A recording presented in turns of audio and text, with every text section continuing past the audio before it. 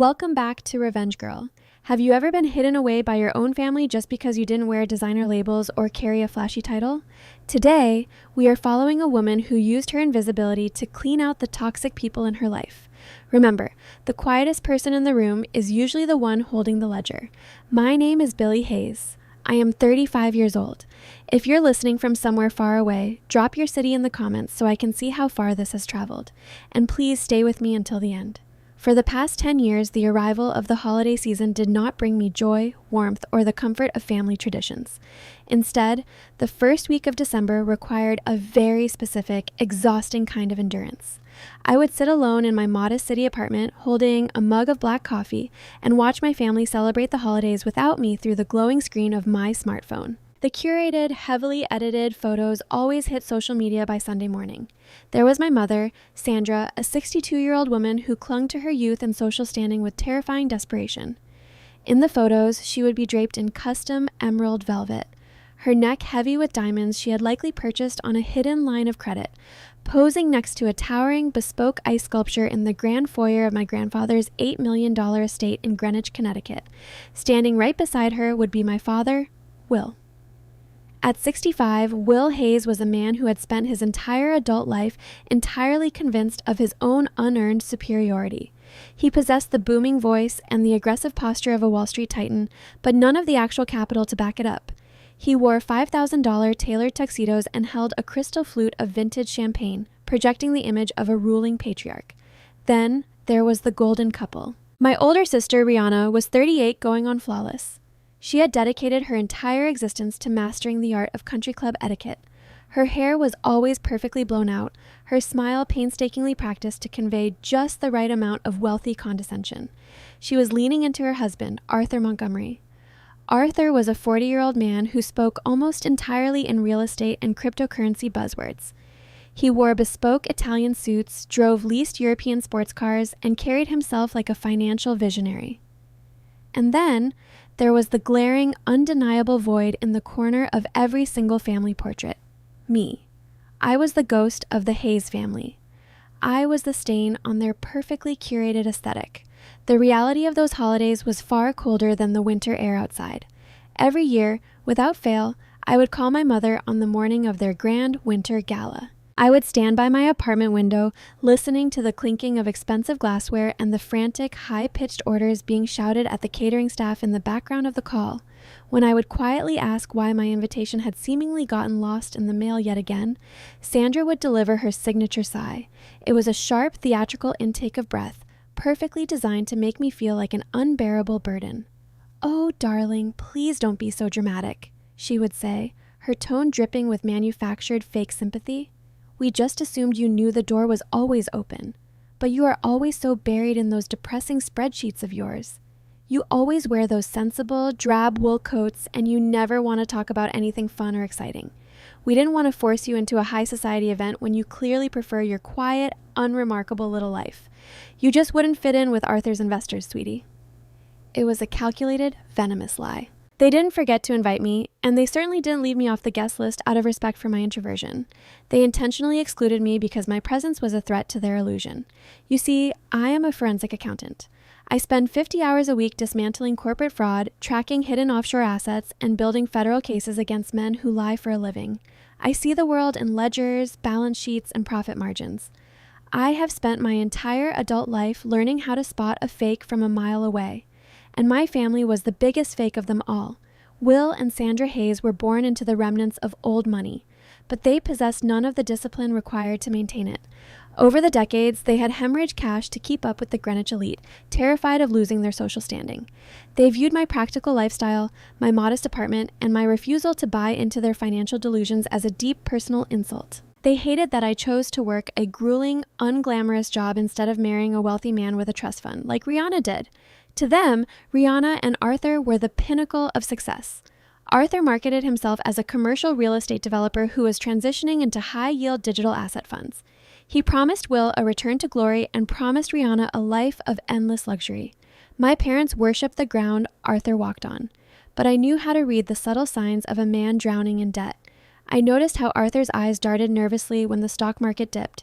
I noticed the frantic energy beneath Rihanna's perfect smile. I knew their wealth was a mirage, an elaborate house of cards built on maxed out credit lines and empty promises. But whenever I tried to gently warn my parents about Arthur's reckless behavior, Will would shout me down, accusing me of being a jealous, bitter spinster who wanted to ruin her sister's happiness. Eventually, I stopped warning them. I retreated into the shadows. For a decade, I let them treat me like a disposable peasant. I endured the snide comments about my shoes, the passive-aggressive jabs about my salary, and the profound aching loneliness of being entirely erased from my own bloodline. There was only one person in the Hayes family who saw through the suffocating charade. My grandfather, Theodore. Theodore Hayes was a man carved from absolute granite. He had built his immense manufacturing empire from a single, dusty steel fabrication plant in the late 1960s. He possessed a ruthless work ethic and despised the concept of inherited arrogance. Even as a billionaire, he wore the same pair of scuffed leather work boots for a decade and drove a domestic pickup truck until his vision failed him. He viewed wealth as a tool for leverage and security, not as a costume for social climbing. He looked at his son, Will, with a mixture of profound disappointment and quiet disgust. He knew Will cared only about his golf handicap and importing vintage sports cars he couldn't afford to maintain. During the holidays of my youth, while Sandra was busy orchestrating photo ops by the fireplace and styling Rihanna's hair, my grandfather and I would sit alone in his massive, oak-paneled library. He didn't read me fairy tales. Instead, he would slide corporate profit and loss statements across the heavy mahogany desk. He taught me how to read a balance sheet before I could legally drive. He taught me how to find the hidden numbers, how to track the missing capital, and how to understand the true nature of power. "Money talks, kid," Theodore would tell me, his raspy voice echoing in the quiet room. "But debt screams. Never let anyone hear you scream." He recognized a fellow predator in the water. He saw that I, the quiet, overlooked daughter in the plain clothes, possessed the one vital trait the rest of the family entirely lacked: discipline. We had an unspoken, ironclad understanding. He knew I was the only Hayes who actually respected the legacy he had built. In November, the foundation of the family fractured permanently. Theodore passed away quietly in his sleep at the age of 88. His heart, which had endured decades of high-stakes corporate warfare, simply stopped beating. The funeral was held on a bleak, freezing Tuesday. The sky was the color of slate, threatening snow, perfectly matching the somber mood of the attendees. But there was no genuine mourning coming from the front row of the church. As I sat 2 rows behind my family, wearing a simple black wool coat, I watched Will and Sandra closely. They were not grieving the loss of a father. They were barely containing their sheer, unadulterated excitement. Will stood exceptionally tall, puffing out his chest, looking around the church not like a son who had lost his patriarch, but like a king who was finally about to ascend to his rightful throne. Sandra spent the entire service networking with the other wealthy attendees, whispering about the upcoming holiday season. They were entirely convinced that, with Theodore gone, the $8 million Greenwich estate, the surrounding 72 acres of pristine land, and the massive operational endowment would instantly transfer to Will. They didn't even wait for the earth to settle over Theodore's grave before they made their move. By the first week of December, Will and Sandra had already aggressively occupied the estate. They moved out of their heavily mortgaged condo in the city and unpacked their designer luggage in Theodore's master suite. They began treating the historic mansion as their own personal playground. Worse yet, Arthur and Rihanna moved into the sprawling East Guest Wing. Arthur immediately recognized the immense value of the estate's visual prestige. He was desperately trying to secure millions of dollars in capital from a group of ruthless private equity investors for his failing digital real estate fund. What better way to project an image of limitless, unshakable wealth than to host those investors in a centuries-old Connecticut mansion? Together, the 4 of them began planning the annual Winter Gala. But this year, it wasn't just a holiday party. It was designed to be an unofficial coronation for Will, and a high-stakes financial trap set by Arthur. I let them plan. From the quiet solitude of my apartment, I watched their madness unfold. I heard through mutual acquaintances that Arthur had hired the most expensive event production company on the East Coast. He was ordering imported white orchids, reserving cases of vintage champagne, and demanding a custom ice sculpture of his company's logo for the grand foyer. Sandra was frantically updating the guest list, ensuring that every prominent state senator, hedge fund manager, and sovereign wealth executive received a gold-foiled invitation. They were spending money like water, entirely intoxicated by the illusion of their impending inheritance. They truly believed they had won the war of attrition. They believed that Theodore's wealth would act as a magic eraser. wiping away decades of their financial failures and cementing their status among the elite permanently. They thought the ghost of the family had been permanently exorcised.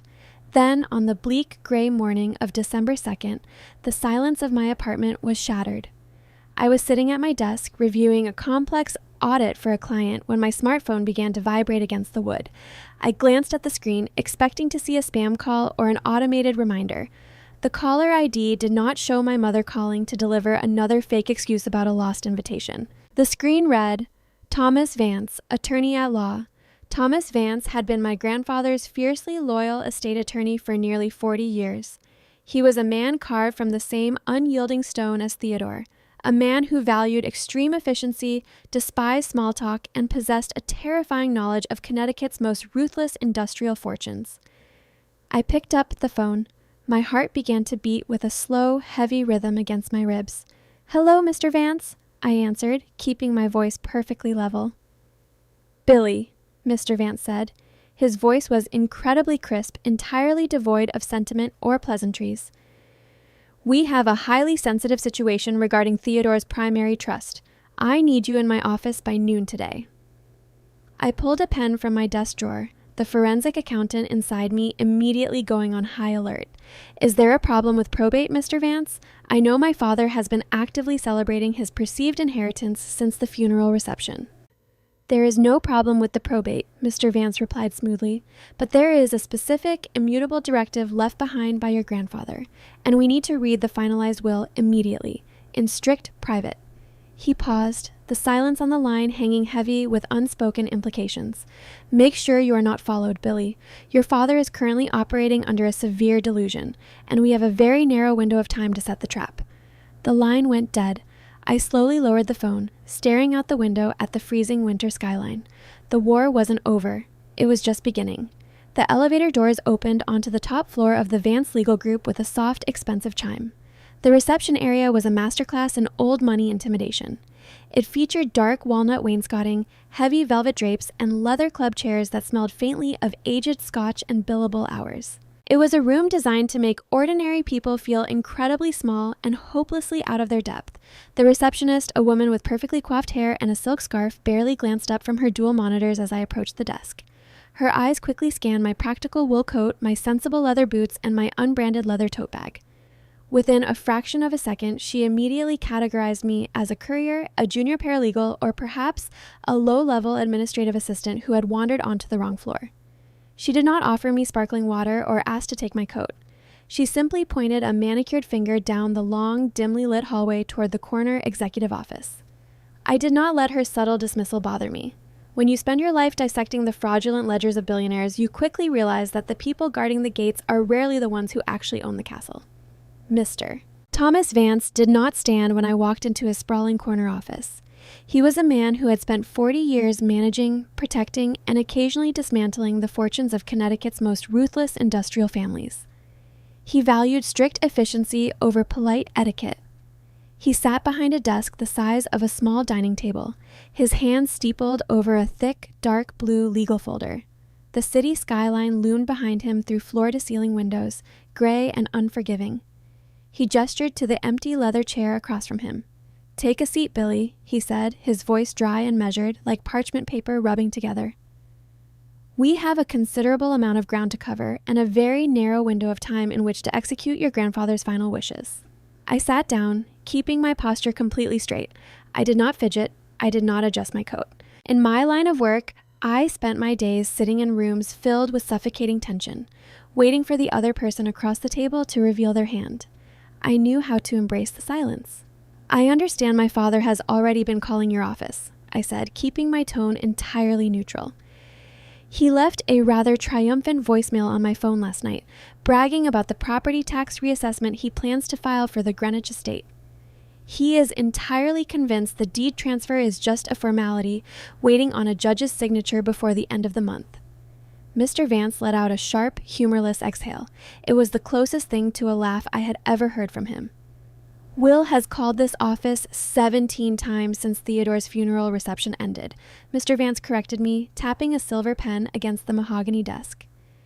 "He has aggressively demanded the master codes to the secondary vault. He has requested an immediate, massive advance on the liquid assets to cover what he called essential holiday hosting expenses. Furthermore, he informed my senior paralegal yesterday afternoon that he intends to fire the current loyal groundskeeping staff to hire a cheaper, non-union crew to save money. Mr. Vance leaned forward, his sharp eyes locking onto mine. Your father is operating under the absolute, unshakable assumption that the Hayes legacy is now his personal, limitless checking account. He believes he is the king. He slid the thick blue folder across the polished wood of his desk. It stopped just inches from my hands. Will is an exceptionally confident man, Billy, Mr. Vance continued, his voice dropping to a whisper. He is also exceptionally wrong. Theodore knew exactly who he raised, and he knew exactly who Arthur Montgomery was. I looked down at the folder. The weight of my family's history sat right there in front of me. My grandfather, Theodore, was a strategist until his dying breath. He viewed Arthur Montgomery, my 40-year-old brother-in-law, not as a successful digital real estate pioneer, but as a walking liability. Theodore had quietly hired his own private investigators months before his death to look into Arthur's offshore funds. He knew Arthur's company was a digital Ponzi scheme waiting to collapse under the weight of its own leveraged debt. He refused to let the historic family estate become collateral for Arthur's inevitable bankruptcy, and he knew my father, Will, was foolish enough to hand the keys over to him. Open it, Mr. Vance instructed. I unspooled the string tie on the folder and flipped open the heavy cardstock cover. The document inside was Theodore's finalized last will and testament, executed, witnessed, and notarized just 3 weeks before his heart gave out. I bypassed the boilerplate legal definitions and the standard introductory clauses. My eyes, trained to scan thousands of pages of corporate jargon, went straight to the distribution of physical assets. I tracked the legalese with practiced speed. Then I stopped. I read the central paragraph again. My breath caught in my throat for a fraction of a second, but I forced my facial expression to remain entirely blank. A forensic accountant never shows surprise. The primary trust, I stated, reading the words aloud to ensure the legal terminology wasn't a hallucination. The primary trust, which holds the absolute title to the Greenwich estate, the surrounding 72 acres of land, and the associated operational endowment, is hereby transferred in its entirety to my granddaughter, Billy Hayes. I looked up from the heavy bond paper and met Mr. Vance's eyes. He was watching me with a look of profound, quiet satisfaction. In its entirety, Mr. Vance confirmed, nodding slowly. Your grandfather formally liquidated Will's expected share of the portfolio 5 years ago to quietly cover a series of disastrous, reckless stock bets your father made on margin. Theodore decided that Will and Sandra had already spent their inheritance in advance. They burned through their safety net to maintain their country club memberships. There is nothing left for them. The sheer gravity of the document settled over my shoulders. The estate was worth $8 million in real estate value alone. That figure didn't even include the centuries-old artwork, the antique French tapestries, the silver collections, or the historical significance of the grounds. Right at this exact moment, my 65-year-old father and my 62-year-old mother were currently treating that mansion as their personal playground. They were hosting their arrogant friends, drinking vintage wine from the cellar, and ordering tens of thousands of dollars in catering on credit, entirely unaware that they were standing in my living room. My 38-year-old sister, Rihanna, was likely upstairs in the master suite, demanding the maids wash her designer silk sheets, treating the property like her own inherited kingdom. There is a stipulation, however, Mr. Vance said, pulling me back to the present reality. He tapped his silver pen against the desk again, a rhythmic, commanding sound. Turn to page 12, section 4, subsection B. I flipped the heavy pages until I found the designated section. The bold heading read, Non-Disclosure Embargo. Theodore was a master tactician, Mr. Vance explained, leaning back in his leather chair. He anticipated that the moment Will found out he was disinherited, your father would immediately attempt to contest the will. He knew Will and Sandra would try to bleed the estate dry with frivolous, aggressive litigation just to force us into a financial settlement to make them go away. They would claim Theodore was not of sound mind. They would claim you manipulated him. I nodded. That was exactly what my parents would do. They would drag my name through the mud in every high society circle in Connecticut, painting me as a manipulative, elder-abusing spinster who stole their rightful throne. To prevent that specific scenario, Mr. Vance said, Theodore placed a strict legal embargo on the notification of beneficiaries. I read the text of the clause carefully. It stated, I, the beneficiary, am legally prohibited from disclosing the transfer of ownership or asserting any rights of possession or eviction to Will and Sandra Hayes until the date of December 20th at 8 p.m. December 20th, 8 p.m. I stared at the date printed in stark black ink. It was not a random day. It was not a standard 30-day probate delay. December 20th was the exact date my parents and Arthur had scheduled the annual winter gala. 8 p.m. was the exact hour the doors were set to open to the public, the precise moment Arthur intended to pitch his fraudulent digital real estate fund to a room full of vulnerable, wealthy venture capitalists using my grandfather's legacy as a backdrop to legitimize his grift. Let me pause here for a second. If you have ever dealt with a toxic, narcissistic family member, you know that their biggest fear is not losing money. Their biggest fear is losing their audience. Their ultimate nightmare is public humiliation. Theodore didn't just want to cut them off. He wanted to expose them. He wanted to strip away their false prestige in front of the very people they sacrificed everything to impress. He weaponized the calendar, I whispered, genuine awe creeping into my voice. Grandpa handed me an executioner's axe and he told me the exact minute I was legally allowed to swing it. Mr. Vance offered a rare, thin smile. The corners of his eyes crinkled. Theodore told me you were the only person in your entire bloodline smart enough to appreciate the dark poetry of the timing. You are the legal owner of the estate as of this exact moment, Billy. The title is already recorded with the state under a blind trust I established on your behalf. But if you tell them before the 20th at 8 o'clock, the property automatically defaults to a secondary charity foundation. You lose everything. Mr. Vance leaned forward, his voice dropping an octave. You must let them proceed with their delusions. You must let them plan the party. You must let Arthur Montgomery max out his remaining credit. You must let them build their house of cards as high as possible. You must let them hang themselves. I picked up the pen sitting on the edge of the desk. It was heavy, weighted with the power of 30 years of family history. For 10 years of my adult life, I had been the scapegoat. I had been the punchline to my sister's jokes about poverty and poor fashion choices. I had been the embarrassment my mother tried to hide from her country club friends. They had cast me out into the cold because I refused to play their game of pretend. Because I chose to be a 35-year-old independent woman with a real career instead of a dependent trophy. Now I owned the board. I signed my name on the dotted line.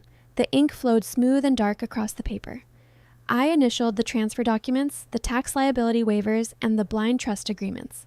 With every single stroke of the pen, the ghost of the Hayes family slowly materialized into the landlord. We will speak on the morning of the 21st to discuss the eviction protocols, Mr. Vance said, efficiently gathering the signed papers into a neat, perfectly aligned stack. I suggest you find a way to attend the party, Billy. It promises to be quite a spectacular event. I walked out of the towering law firm and stepped onto the busy city sidewalk. The bitter December wind whipped against my face, smelling of exhaust fumes and impending snow. I walked 3 blocks to where I had parked my 10-year-old, utterly sensible sedan. The heater rattled violently when I turned the ignition, fighting to push warm air into the freezing cabin. I gripped the steering wheel, feeling a strange, intoxicating calm settling deep into my bones. The anxiety that usually accompanied thoughts of my family was completely gone. In its place was the cold, calculating focus of an auditor preparing to dismantle a corrupt corporation. My smartphone vibrated in the cup holder. The screen lit up with a new text message. It was from my 38-year-old sister, Rihanna. I unlocked the screen and read the message, my eyes scanning the words that dripped with her usual blend of entitlement and condescension. Mom says you can come to the winter gala this year if you really want to. Arthur has some major, highly influential investors flying in from Dubai and London, and the event agency is short-staffed. We need extra hands. You can work the floor, but only if you agree to wear a plain black catering uniform and stay completely out of the professional photos. Do not try to talk to Arthur's clients about your boring accounting job. Just keep the champagne flutes full, stay in the kitchen as much as possible, and try not to embarrass us for once. R. I sat in my freezing car, staring at the glowing text message. Rihanna, the golden child who was secretly drowning in her husband's debt, was offering the secret, multi-millionaire owner of the estate a chance to serve drinks to her husband's marks. She thought she was putting me in my place. She thought she was throwing a scrap of charity to a starving dog, ensuring I knew my position at the absolute bottom of the family hierarchy. She wanted me to be the invisible help in my own house. I smiled. It was a sharp, dangerous expression that felt entirely foreign on my face. In forensic accounting, the best way to uncover a massive fraud is to gain unrestricted access to the site while blending completely into the background.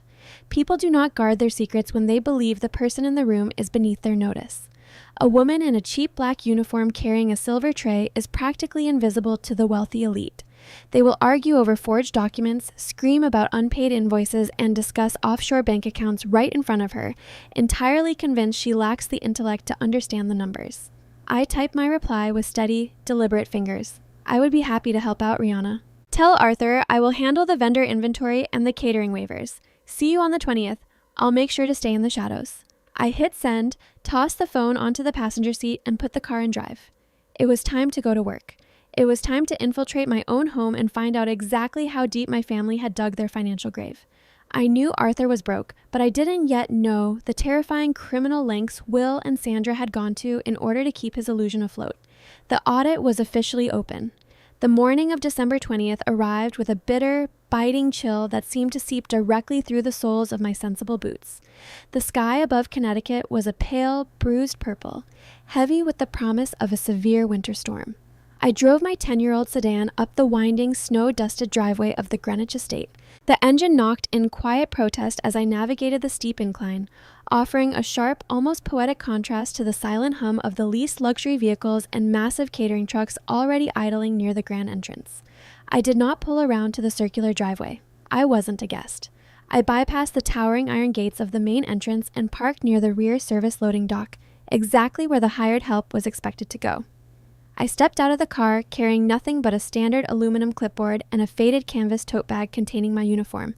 The winter air smelled of fresh pine needles, expensive catering, and impending financial ruin. Revenge Girl commentary. Have you ever noticed that the people with the least amount of actual wealth are always the loudest about spending it? True wealth is silent. It whispers. Fake wealth is a marching band banging cymbals in your living room, desperate to convince you they belong there. My family was a marching band, and today they were playing their final song.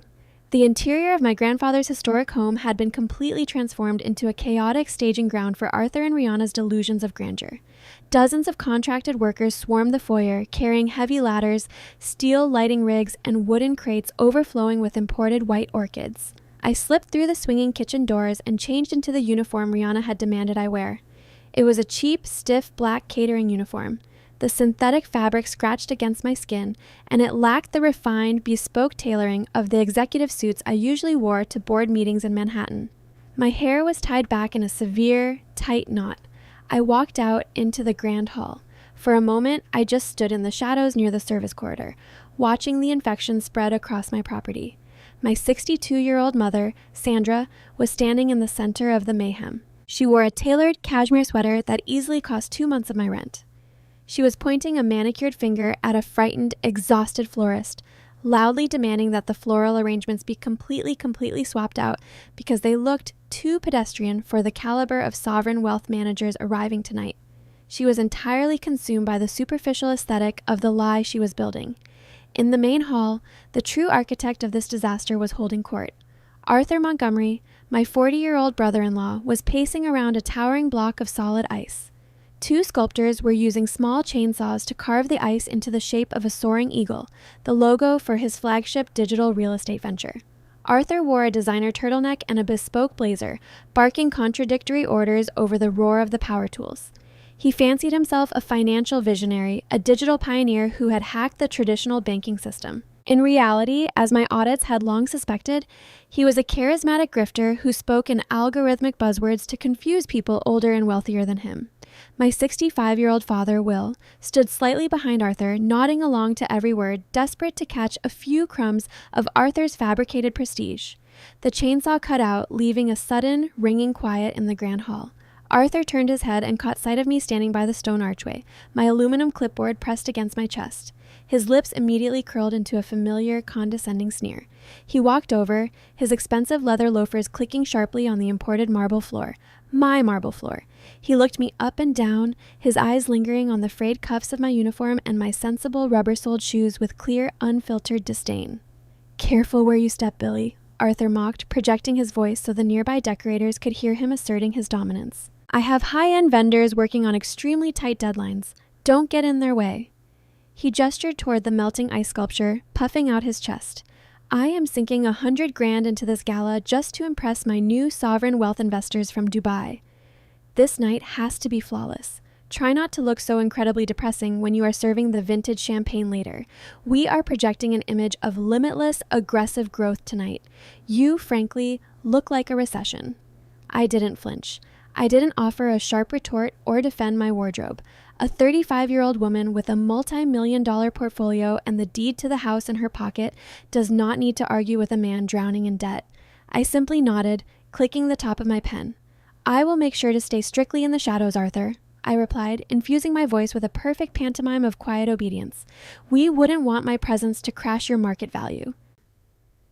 He let out a harsh bark of laughter, entirely oblivious to the lethal double meaning behind my words. Exactly, he said, adjusting his bespoke cuffs.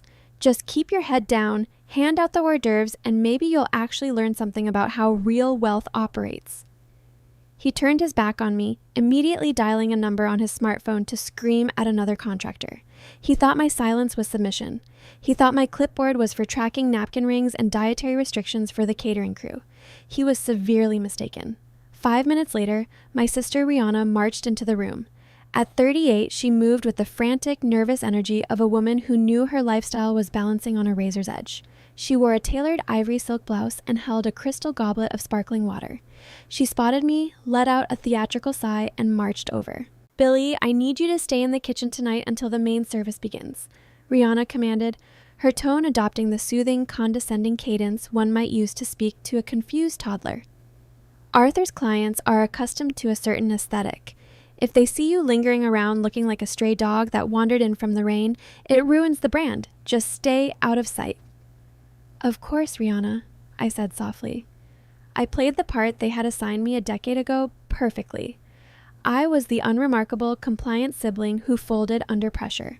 Good, she snapped, pivoting on her designer heel to walk away. Wait, Rihanna, I called out, stopping her in her tracks. Before the vendor service begins, I need someone to sign the liability forms. She groaned, throwing her head back. What are you talking about? The event coordinator requires a signature for the property damage waiver, I explained, holding out the aluminum clipboard. It's standard protocol. It ensures the homeowner covers any accidental spills on the antique Persian rugs or scuffed hardwood floors caused by the lighting crews. Someone needs to sign the bottom line to authorize the vendors to legally operate on the premises. Rihanna scoffed, rolling her eyes at my adherence to administrative rules. She viewed paperwork as a tedious chore meant for subordinates.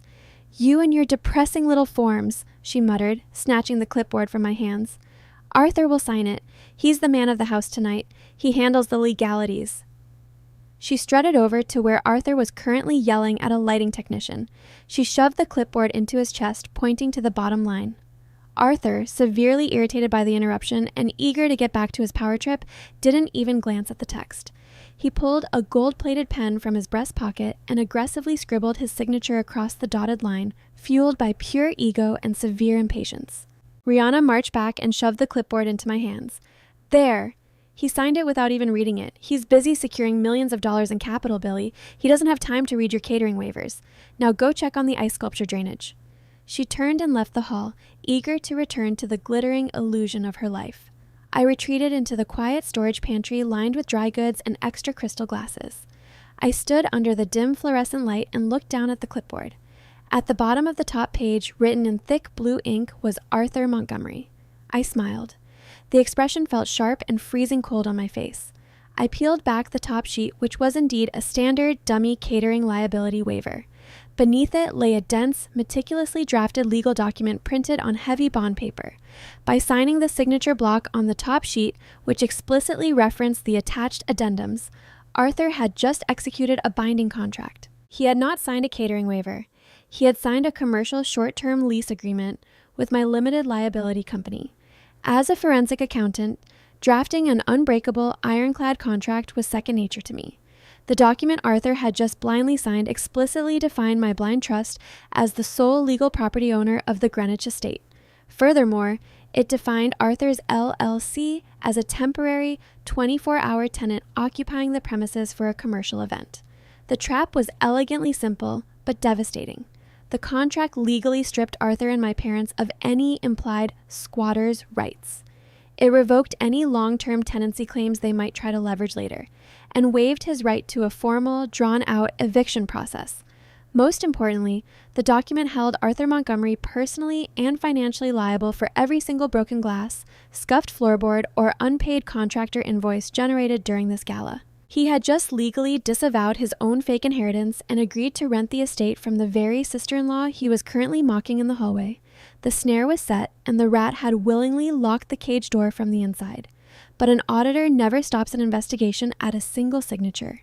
If Arthur was reckless enough to sign blind legal documents and arrogant enough to brag about spending $100,000 he didn't have, I needed to understand the full scope of the rot. I knew his credit cards were maxed. I knew his business was failing. So where did the capital for the imported caviar and the string quartet come from? I slid the signed contract into a secure, waterproof folder inside my canvas tote bag. I walked out of the pantry, ignoring the shouts of the prep cooks, and moved stealthily through the back corridors of the house until I reached the library. My grandfather's library was a sacred space. It was lined from floor to ceiling with first edition books and smelled of old paper and pipe tobacco. Now, Arthur had commandeered the heavy mahogany desk, scattering his digital tablets and glossy investment brochures across the wood. The room was empty. The heavy oak door clicked shut behind me, sealing me in absolute silence. I sat down in Theodore's leather chair. I didn't bother trying to hack Arthur's personal laptop. A grifter's hard drive is usually filled with smoke and mirrors anyway. Instead, I pulled my own encrypted, ultra-slim laptop from my tote bag and booted it up. I securely logged into my firm's virtual private network, bypassing standard firewalls with my senior partner credentials. As the legally verified owner of the Theodore Hayes Trust, I possess the unrestricted right to access the comprehensive property records, tax histories, and title deeds associated with the Greenwich estate through the state registry. I navigated to the state property portal and typed in the parcel identification number for my grandfather's home. I anticipated seeing a clean title. Theodore was a man who hated debt with a burning passion. He paid for everything in cash and despised the concept of leveraging physical assets. He had owned these 72 acres free and clear since 1980. The database spun for a few agonizing seconds. The screen refreshed, populating the current legal status of the land. A bright, glaring red flag appeared at the top of the digital ledger. The designation read, Active Commercial Encumbrance. My posture stiffened. The ambient noise of the party preparations outside the door faded away completely. I moved my cursor and clicked the hyperlink to download the attached public documents, my heart hammering a steady, rhythmic beat against my ribs. The PDF file opened, revealing a scanned copy of a commercial promissory note. I scrolled straight to the principal loan amount. The figures leaped off the harsh blue screen, burning into my retinas. $5 million. The lender was listed as Ironclad Equity Partners, a ruthless, notoriously aggressive private equity firm known for issuing high-interest bridge loans to desperate commercial developers. These were loan-to-own predators. They issued loans with exorbitant interest rates, fully expecting the borrower to default so they could immediately seize the collateral. In this case, the collateral was my grandfather's home. I moved my cursor to the execution date. October 14th. A cold chill washed over my skin, raising the hairs on my arms. Theodore died in November. But in October, my grandfather was bedridden in a specialized cardiac care facility. He was heavily medicated, slipping in and out of consciousness, and entirely incapable of holding a pen, let alone negotiating a highly complex $5 million commercial real estate loan. I scrolled down to the final page to inspect the signature block. There, resting on the dotted line, was the cursive script of Theodore Hayes, or rather, a grotesque, calculated imitation of it. In his final years, a slight tremor in Theodore's right hand caused his handwriting to look jagged and uneven. The signature on this promissory note was smooth, heavily pressured, and entirely flawless. It was a clear, unmistakable forgery. Someone had traced an old signature from a previous document and presented it to the private equity firm as legitimate. Below the forged signature were the names of the two personal guarantors, Will Hayes and Arthur Montgomery. But that wasn't the detail that made my blood run entirely cold. A commercial loan of this magnitude requires a certified notary public to witness and verify the signatures under penalty of perjury. I looked at the notary stamp pressed firmly onto the bottom right corner of the document. The stamp read, Sandra Hayes. Commission expires 2028. I leaned back in the heavy leather chair, the leather creaking in the silent room. The puzzle pieces violently snapped into place, revealing a picture of staggering, unforgivable criminality. My 65-year-old father, Will, had spent his entire adult life trying to prove he was a titan of industry like Theodore. Instead, he had squandered his trust fund chasing terrible investments. He was terrified of losing his social standing. Then came Arthur, waving digital charts and promising astronomical returns, promising Will a return to glory. But Arthur was bleeding cash. His investors were demanding returns he couldn't provide. He needed immediate liquidity to stop an impending bank run on his digital funds. He needed a bridge loan to create the illusion of solvency. They needed $5 million, and no legitimate traditional bank would lend that kind of money to a failing crypto bro and a broke, aging socialite. So, they utilized the only asset within their physical reach. They stole the deed to a house they did not own. They forged Theodore's signature in October while he lay dying in a hospital bed. Sandra, my own mother, used her long-dormant notary license to illegally certify the forged documents, securing the cash from ironclad equity to plug the holes in Arthur's sinking ship. It was a desperate, sociopathic gamble. They placed a bet that Theodore would pass away soon and that Will would naturally inherit the estate when probate cleared in December. Their plan was undeniably simple. Inherit the house, quietly sell it to a commercial developer, pay off the $5 million loan before Ironclad Equity asked any questions, and pocket the remaining millions to fund Arthur's next scam. They thought it was a victimless crime. They assumed the inheritance would cover their tracks like fresh snow over bloody footprints. They never imagined Theodore would recognize their greed and rewrite his will, transferring the estate entirely to the quiet daughter in the faded wool coat. By changing the beneficiary to me, my grandfather had unintentionally trapped them in a massive federal crime. I stared at the glowing monitor, realizing the terrifying magnitude of the power I now held in my hands. This was no longer just a bitter family dispute over a piece of real estate or a lack of holiday invitations. Will, Sandra, and Arthur had not just planned a holiday party. They had committed federal wire fraud, bank fraud, and aggravated identity theft. If I simply walked into the Grand Hall tomorrow and kicked them out, they would be homeless. It would be a satisfying personal victory, but it would not balance the scales. They would still try to lie their way out of it. They would spin a narrative to their wealthy friends, claiming I was a jealous, vindictive daughter who stole their inheritance on a legal technicality. But if I formally reported the forged lien to Ironclad Equity, everything would change. As the verified legal owner of the property, my fraud alert would trigger an immediate, catastrophic chain reaction. The private equity firm would instantly recognize the collateral was invalid. They would call the $5 million loan immediately. Arthur would default. The sudden implosion of the loan would force Ironclad to legally notify the Federal Bureau of Investigation and the Securities and Exchange Commission regarding the forged documents and the misused investor funds. I looked at the grandfather clock ticking softly in the corner of the library. It was 1 p.m. The Grand Winter Gala was exactly 7 hours away. Arthur was currently out there using stolen money to buy ice sculptures and rent imported lighting grids. He was inviting the East Coast financial elite into my house, planning to use my grandfather's legacy to court new investors and keep his Ponzi scheme breathing. I placed my hands on the keyboard.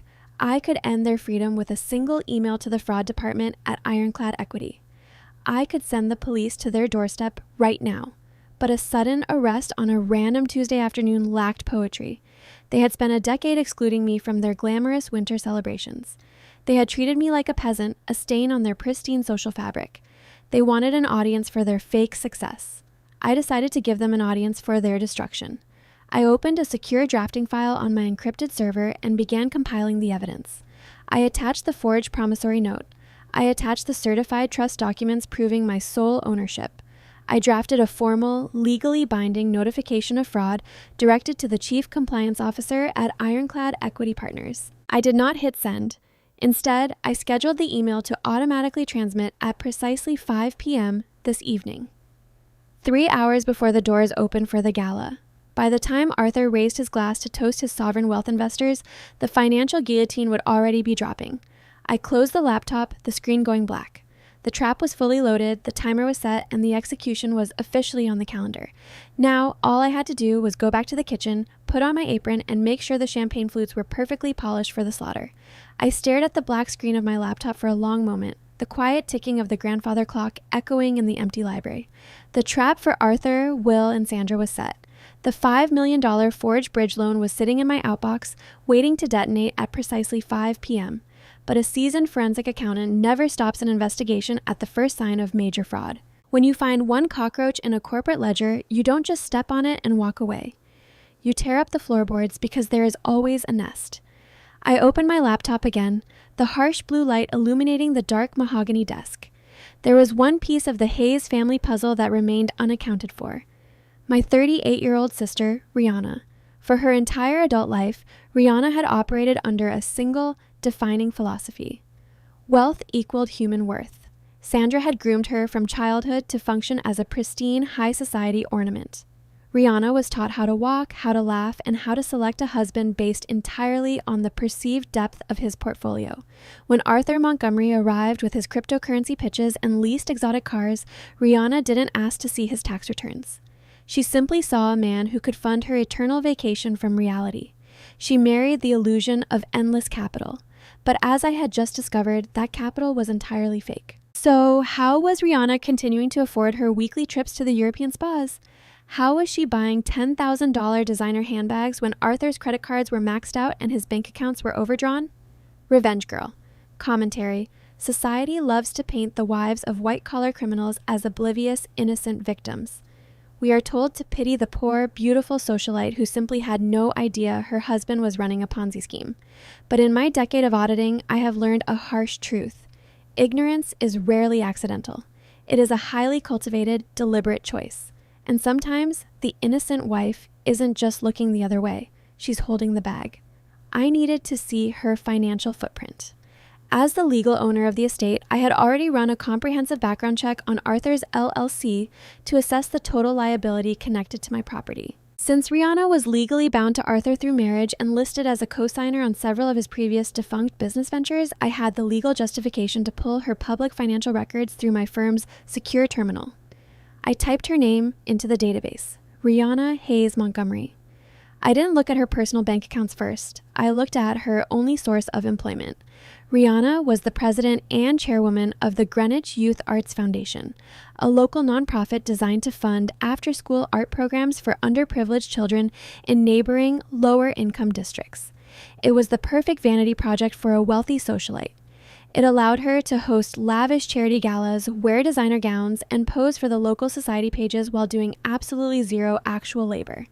I pulled the foundation's most recent Form 990, the public tax document required for all tax-exempt organizations. I bypassed the mission statement and scrolled directly to Part 9, Statement of Functional Expenses. My eyes darted across the columns of numbers, my brain automatically sorting the data, searching for anomalies. It took me less than 3 minutes to find the bleed. Under the category of independent contractors and outside services, the charity had paid $45,000 to a vendor listed as Montgomery Digital Solutions. I cross-referenced the vendor ID with the state business registry. It was one of Arthur's empty shell companies, registered to a virtual P.O. box in Delaware. Rihanna had authorized a $45,000 payment from a children's charity directly to her husband's failing business for website development and digital marketing. The charity's website, upon a quick inspection, was a basic free template that hadn't been updated in 3 years. But she didn't stop there. I dug deeper into the travel and event hosting expenses. I pulled the digitized expense reports that the foundation filed with the State Oversight Board. There was a direct reimbursement check issued to Rihanna for $12,500, labeled as Venue Scouting in Paris.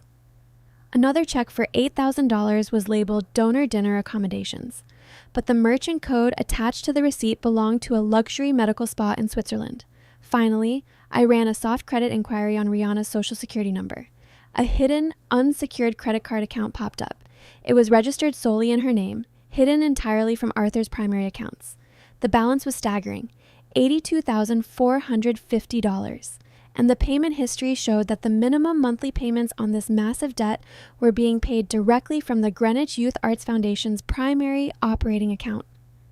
I leaned back in Theodore's chair, staring at the screen in absolute disgust. Rihanna was not a victim. She was not a naive, trusting wife who had been duped by a charismatic grifter. She was a willing, active accomplice. She knew the math didn't add up. She knew Arthur was dodging calls from initial investors. She knew they were broke. But instead of facing reality, she chose to embezzle over $80,000 from underprivileged children to fund her vanity. She stole from kids so she could buy the designer clothes she wore to mock me. The entire family, Will, Sandra, Arthur, and Rihanna, were nothing more than a syndicate of well-dressed thieves. They had traded their integrity, their family bonds, and their basic human decency for platinum credit cards and country club memberships. And tonight, the bill was finally coming due. I downloaded the spreadsheets, the forged vendor invoices, and the credit card statements. I compiled them into a highly organized, lethal digital dossier. I transferred the files onto a secure, encrypted USB drive and slipped it into the pocket of my uniform trousers. I shut down the laptop, packed it away in my canvas tote, and stood up. I smoothed down the cheap, synthetic fabric of my black catering apron. I was no longer just an auditor investigating a crime.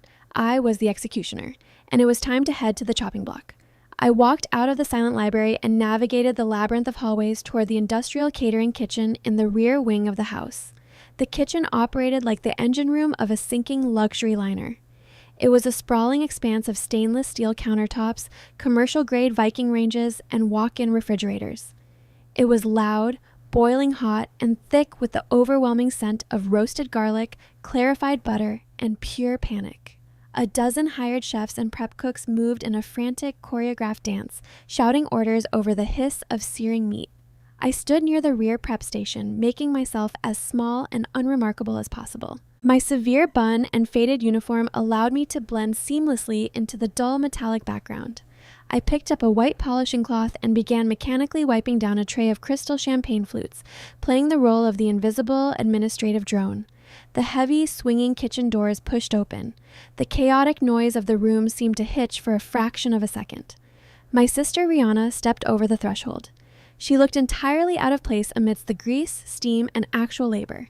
She wore a pristine, tailored ivory silk blouse and a pair of wide-legged designer trousers. The diamond tennis bracelet on her wrist caught the harsh fluorescent light, throwing fractured rainbows across the stainless steel prep tables. She navigated the slippery, wet tile floor with her expensive heels, her nose crinkled in faint, visible distaste at the smell of the working class.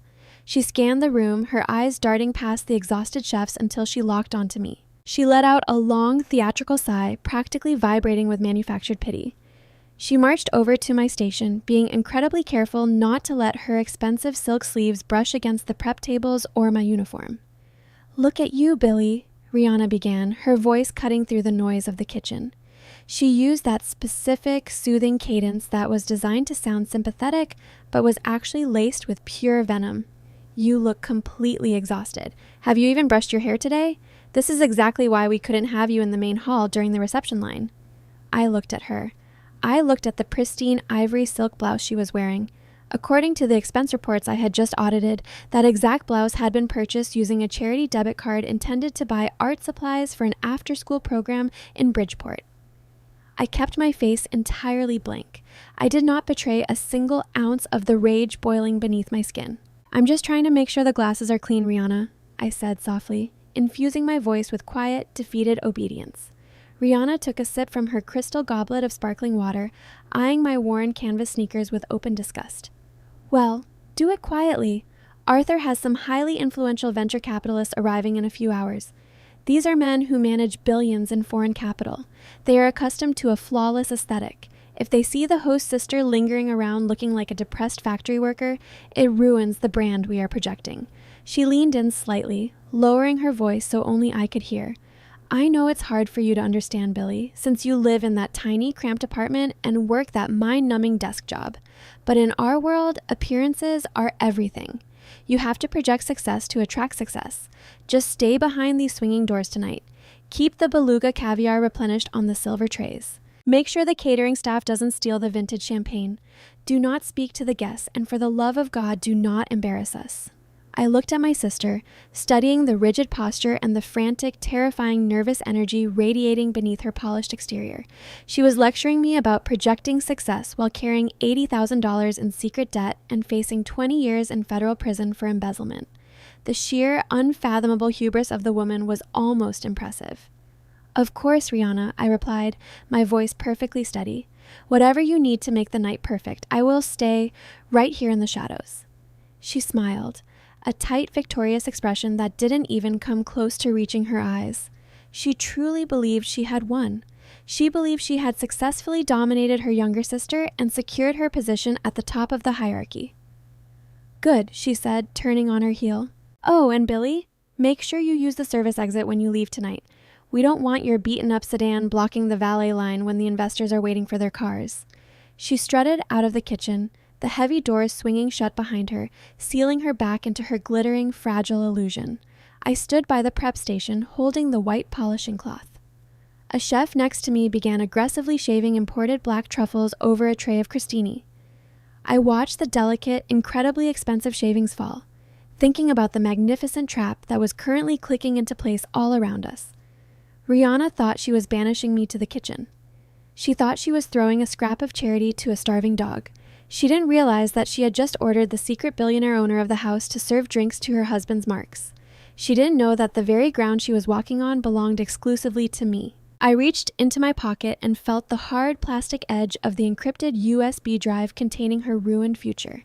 I checked the discreet silver watch hidden under the cuff of my uniform sleeve. It was 3:45 p.m. Outside, the winter sky had darkened into a deep, bruised charcoal gray. The snow had begun to fall, heavy and thick, blanketing the 72 acres of my estate in a pristine, blinding white. The temperature was plunging rapidly. I set down the polishing cloth and picked up a heavy silver catering tray. I loaded it with 12 crystal champagne flutes. I checked my reflection in the polished stainless steel of the refrigerator door. I looked exactly like what they wanted me to be, a faceless, nameless, invisible servant.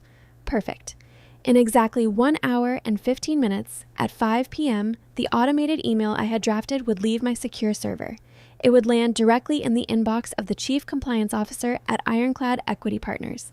The $5 million forged loan would instantly default.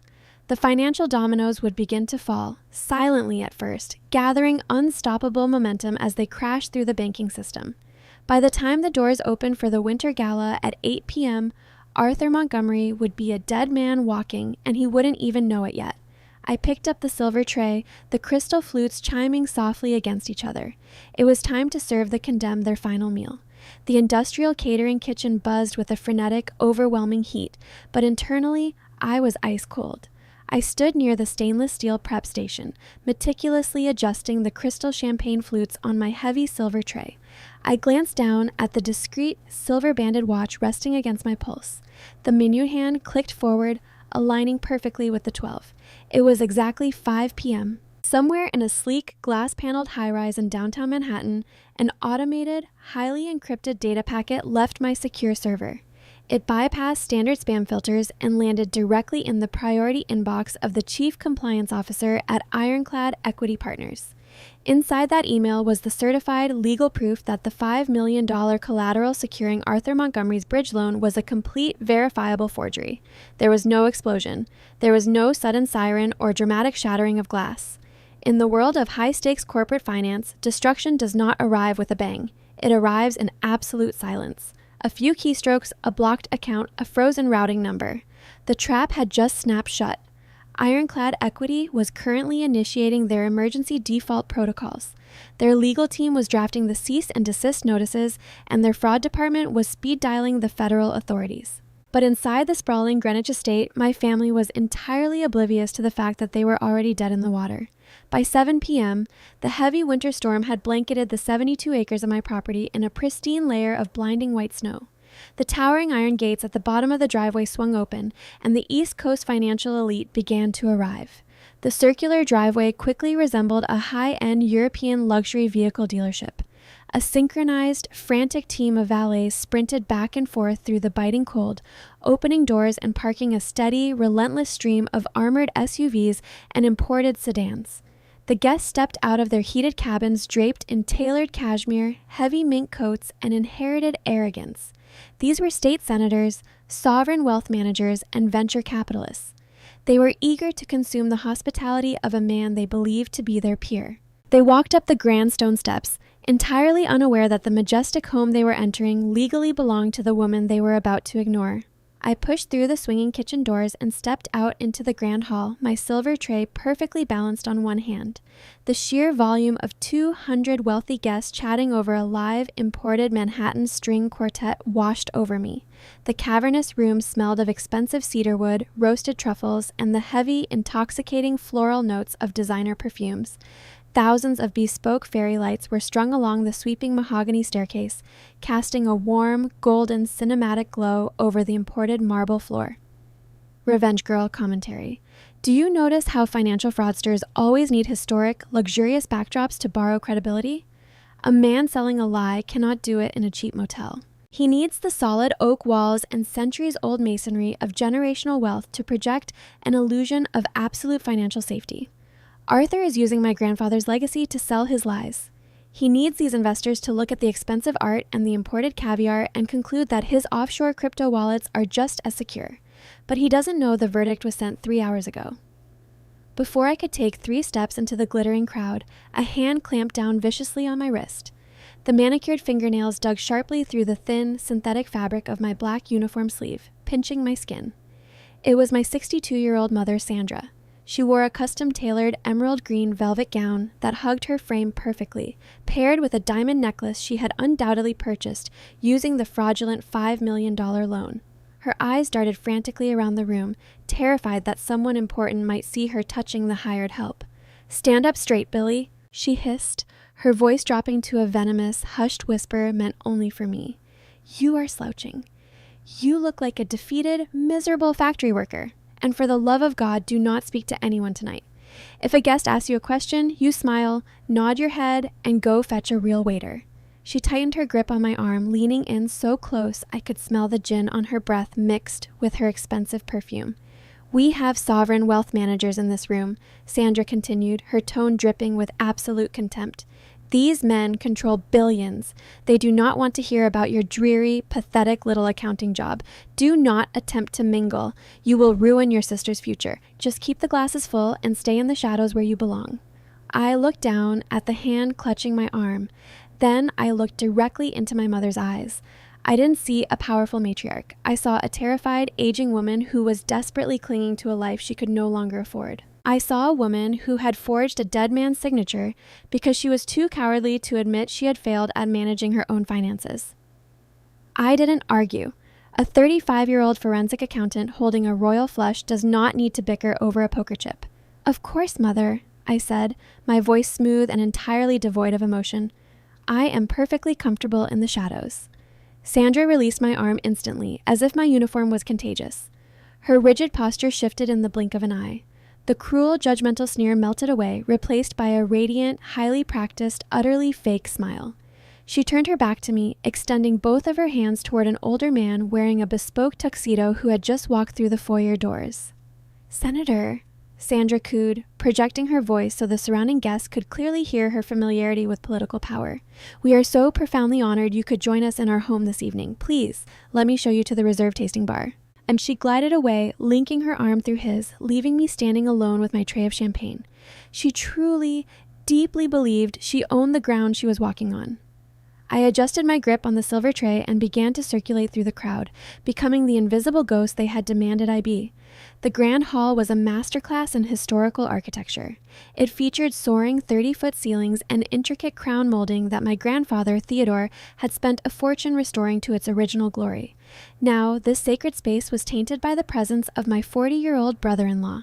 Arthur Montgomery stood near the center of the room, positioned perfectly beside the towering, melting ice sculpture of his company's eagle logo. He was holding court, surrounded by a tight, exclusive circle of older venture capitalists and foreign investors. These were the men he desperately needed to keep his digital real estate fund breathing. I walked past the group, silently offering a crystal flute of champagne to an investor, keeping my head bowed and my ears wide open. Arthur was speaking loudly, making sure his confident baritone voice carried over the soothing notes of the string quartet. "This estate has been the crown jewel of our family for generations, gentlemen. Arthur boasted, gesturing broadly toward the vaulted ceiling with his crystal glass. He casually slipped the word our into the sentence, wrapping himself in Theodore's legacy. We believe in preserving history. It takes a very specific kind of vision and extreme discipline to maintain a hard asset like this. He paused, taking a dramatic sip of his wine, locking eyes with a prominent investor from Dubai. That is the exact same vision and discipline I apply to my digital portfolios, Arthur continued, his smile impossibly bright. Stability, generational legacy, limitless, unshakable growth. In a volatile market, you need a safe harbor. My fund provides that harbor. It was a brilliant, predatory sales pitch. He was selling them a counterfeit reality. If I hadn't personally hacked his shell company accounts and uncovered the $80,000 my sister had embezzled, even I might have believed him. The venture capitalist nodded approvingly, sipping the vintage champagne that Will had likely purchased on a credit card he couldn't pay off. I moved away from Arthur's circle, slipping through the dense crowd until I reached the perimeter of the room near the grand staircase. My 65-year-old father, Will Hayes, was standing near the heavy oak doors of the library. He was holding a glass of aged scotch, laughing far too loudly at a joke made by a hedge fund manager. Will was overcompensating. He kept adjusting his expensive silk tie, his eyes darting around the room to ensure everyone was properly admiring his inheritance. He was drinking heavily, desperately trying to quiet the voice in the back of his mind, the voice that knew he had committed aggravated identity theft just 2 months prior. I watched them all from the periphery. My family was putting on the performance of a lifetime, entirely unaware that the theater was currently on fire, and I was the only one holding the keys to the exits. As I walked toward the rear of the hall to replenish my tray, I noticed a subtle, tense altercation happening near the service corridor. Arthur had briefly stepped away from his investors and cornered the lead event manager. The manager, a sharply dressed man named David, was holding a digital tablet, looking extremely stressed and entirely unimpressed by Arthur's bespoke suit. I paused, stepping behind a wide marble pillar, using the cover of a massive floral arrangement to listen to the exchange. "Mr. Montgomery," David said, his tone tight with suppressed professional frustration. "I cannot authorize the catering staff to bring out the main courses until the final deposit is cleared. You promised the wire transfer for the remaining $50,000 would hit our operating account by noon today. It is now 7:30 p.m. My crew is packing up their gear in the kitchen right now unless we run a physical card for the remaining balance." Arthur wiped a bead of nervous sweat from his forehead. The confident, booming CEO from the center of the room was gone, replaced instantly by a desperate, cornered animal trying to plug a leak in a sinking ship. "Relax, David. Keep your voice down," Arthur hissed, glancing over his shoulder to ensure none of the wealthy guests were listening. "It's just a standard banking hold. The international transfers from my overseas clients are stuck in weekend compliance review. I have the capital. The fund is flush. Just run this corporate card for the 50 grand and get the food out there. My investors cannot be kept waiting." Arthur aggressively pulled a sleek, heavy black credit card from his wallet and thrust it into the event manager's hand. David sighed, pulling a mobile card reader from his jacket pocket. As the vendor swiped the magnetic strip, the angle of the ambient lighting caught the raised silver lettering on the plastic. My forensic accountant training kicked into high gear. The card did not say Arthur Montgomery. It did not even say the name of his primary digital real estate fund. The embossed text read, "Apex Holdings Offshore, LLC." My heart skipped a beat, but my mind raced ahead, calculating the terrifying legal implications. Apex Holdings Offshore, LLC, was not an operational business account. It was a known shell company, an entity I had personally flagged during a routine market analysis of highly suspicious crypto wallets 3 months ago. In the financial sector, a holding LLC is legally restricted from being used for personal or operational event expenses. It is meant to hold client capital. Arthur wasn't just overspending on a holiday party to stroke his fragile ego. He was actively taking client funds from a restricted offshore shell account to pay for lighting rigs, ice sculptures, and caviar. He was commingling assets. The $100,000 he had bragged about spending earlier wasn't his money. It belonged to the very venture capitalist he was currently trying to impress in the next room. He was throwing a lavish gala to secure new investments, using the stolen money of his previous investors to fund the illusion of his success. But Arthur was about to encounter a problem much bigger than co-mingled assets. David looked down at his mobile card reader. The screen flashed a bright, undeniable red. "Declined," David stated flatly, holding the device up so Arthur could see it. Arthur's face flushed a deep, dangerous crimson. "That's impossible. Run it again. The machine is broken." "I just ran it twice, Mr. Montgomery." "It is hard declined by the issuing bank. They have placed a complete freeze on the account," David said, his patience entirely evaporated. "I need another form of payment right now, or the service stops." Arthur scrambled, his hands shaking slightly as he pulled 2 more personal credit cards from his wallet, shoving them at the manager. I stood behind the marble pillar, watching him sweat. What Arthur didn't know, what nobody in this house knew, was that the event company wasn't actually the one rejecting his cards. 3 days ago, I had utilized my corporate holding firm to quietly approach David's event production agency. I knew Arthur had a history of stiffing his vendors, so I offered the agency a deal. My LLC bought all of Arthur Montgomery's outstanding event invoices at full price, assuming the debt directly. Arthur wasn't in debt to the event company anymore. He was legally, contractually in debt directly to me. And because my 5 p.m. email had triggered the ironclad equity default, the automated banking systems had already begun freezing every single shell account associated with his name to prevent asset flight. The financial guillotine had dropped. The blade was just slicing through the final layers of his fake empire. I stepped out from behind the pillar, my face a mask of absolute unyielding calm. I checked my watch again. It was 7:55 p.m. I had exactly 5 minutes left of my non-disclosure embargo. In 5 minutes, the stipulation in Theodore's will expired.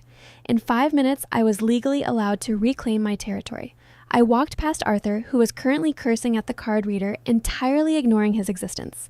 I moved to a quiet corner near the heavy velvet curtains and pulled my encrypted smartphone from my uniform pocket. I opened the messaging application and selected a highly secure group chat labeled Security Vanguard. Outside, parked at the very end of the long, snow-covered driveway, completely hidden behind a row of ancient pine trees, 3 black utility vehicles were waiting in the freezing dark with their engines idling. Inside those vehicles were 6 highly trained elite private security contractors I had retained weeks ago. I stared at the screen, listening to the swelling crescendo of the string quartet and the loud, arrogant laughter of my father echoing across the grand hall. For a decade, I had been forced to swallow my pride and endure their toxicity. For a decade, they had mistaken my silence for weakness. I typed 2 simple words: initiate protocol. I hit send. I slipped the phone back into my pocket, set my silver tray of champagne down on an antique mahogany table, and began to walk toward the center of the room. It was time to turn on the lights. The antique grandfather clock in the corner of the grand hall began to chime the hour. The deep, resonant, heavy bronze sound cut through the ambient noise of the party, reverberating off the 30-foot vaulted ceilings. 1, 2, 3. I stood perfectly still near the mahogany side table, listening to the chimes count down the final seconds of my decade-long exile. 7, 8. It was exactly 8 p.m. The non-disclosure embargo stipulated in my grandfather's will had officially expired. Theodore's legal handcuffs evaporated into the freezing winter air. I was no longer a silent beneficiary hiding in the shadows. I was the absolute verified legal owner of the $80 million Greenwich estate, and I was currently standing in a room filled with 200 trespassers. I reached behind my back and calmly untied the knot of my cheap synthetic black catering apron. I let the fabric slide off my shoulders and drop onto the imported marble floor in a crumpled heap. Across the room, standing near the kitchen doors, was David, the lead event manager. I caught his eye. Earlier today, David was terrified of Arthur's unyielding demands and unpaid invoices. But David didn't work for Arthur anymore. As of yesterday, my corporate LLC had quietly purchased all of his agency's outstanding debt for this event. He worked for me. I gave David a single, subtle nod. The choreography that followed was absolutely flawless. David raised his right hand into the air, a silent visual signal to his entire staff. The catering waitstaff, 50 men and women who had been frantically circulating with silver trays of beluga caviar and vintage champagne, stopped moving simultaneously. They didn't speak a single word to the wealthy guests or to each other. In perfect, eerie unison, they set their heavy silver trays down on whatever flat surface was closest. Antique piano benches, mahogany side tables, and marble pedestals. They untied their aprons, turned on their heels, and began to walk toward the rear service doors in a single, organized file. The sudden cessation of movement instantly caught the attention of the crowd. High society events operate on a delicate, continuous rhythm of luxury meant to distract from the underlying transactional nature of the gathering. When the silver trays vanished, the illusion cracked. The room fell into a bizarre, confused hush. The imported string quartet from Manhattan noticed the rapidly shifting dynamic. The lead violinist faltered, unsure if he should continue playing to a room that was rapidly losing its composure. He lowered his bow. The cellist missed a note, and the music died out completely, the final melancholic chord hanging awkwardly in the heavy air. 200 millionaires stood in the center of the grand hall, holding half-empty crystal flutes, staring at the backs of the retreating catering staff. Revenge Girl commentary. There is nothing more terrifying to a narcissist than a sudden, unexplainable silence. Narcissists thrive on noise, on the frantic energy of people serving them and validating their existence. When the service stops, they are forced to look at themselves, and for my family, looking in the mirror was a death sentence. Arthur Montgomery lowered his drink. His confident, booming CEO smile was immediately replaced by a deep, panicked frown. He looked around the room, his eyes darting frantically, searching for a subordinate to blame for the disruption of his crucial sales pitch to the Dubai investors. He barked an order at my 65-year-old father, Will, who looked equally bewildered. Will aggressively adjusted his silk tie, his face flushing a dangerous shade of red, preparing to shout at the remaining staff. Neither of them realized the true host of the evening was finally ready to address her guests. I bypassed the fleeing staff and walked purposefully toward the grand, sweeping mahogany staircase that anchored the center of the hall. Halfway up the first flight was a small, ornate landing that Arthur had equipped with a high-fidelity wireless microphone on a wooden podium, intending to use it for his digital real estate presentation later in the night. I climbed the carpeted stairs, my sensible rubber-soled shoes making no sound. "Hey! Billy!" The harsh, grating voice of my father echoed from the bottom of the stairs. Will pushed his way through a cluster of confused hedge fund managers, pointing a trembling, furious finger up at me. "What in the name of God are you doing?" Will hissed, keeping his volume low, but his tone laced with absolute venom. "Get back into the kitchen right now. Tell those lazy, incompetent contractors to bring out the main courses immediately, or I will personally ensure none of them ever work in the state of Connecticut again. Stop standing there like a deer in the headlights and do your job. You are embarrassing your mother." I looked down at Will. I studied the deep lines of anxiety etched around his eyes, the heavy scent of scotch wafting from his breath, and the desperate tightness of his jaw. For a decade, a mere look of disappointment from this man was enough to send me retreating into my shell. I had spent my entire youth trying to decipher the complex, impossible rules of his affection. Tonight, his intimidation tactic felt like watching a localized rainstorm trying to battle a hurricane. He was a 65-year-old man wearing a borrowed tuxedo, drowning in secret debt, trying to command the true owner of the very ground he stood upon. I didn't shrink away. I didn't lower my gaze. I stepped up to the wooden podium and gripped the sleek black wireless microphone. I flicked the power switch with my thumb. A sharp electronic chime resonated through the 30 hidden speakers embedded in the vaulted ceiling. The sound sliced through the ambient murmuring of the room like a physical blade. 200 heads turned simultaneously. The venture capitalists, the state senators, and the inherited trust fund heirs all ceased their whispering. The sea of wealthy guests parted slightly, creating a clear line of sight to where I stood on the landing, looking down at the men who thought they ruled my world. "Good evening, everyone," I said. My voice echoed through the grand hall, amplified and crystal clear. It didn't tremble. It carried the calm, resonant, clinical authority of a woman who had spent years dissecting financial ruin in quiet corporate boardrooms. "I apologize for the sudden, unexpected interruption in tonight's catering service," I continued, making eye contact with the sovereign wealth managers Arthur had been courting. "However, there has been a slight but profound legal misunderstanding regarding the actual host of tonight's event." The collective gasp from the audience was audible. Arthur drained of color. He lunged forward, reaching for the bottom railing of the staircase, but he froze when he saw the look in my eyes.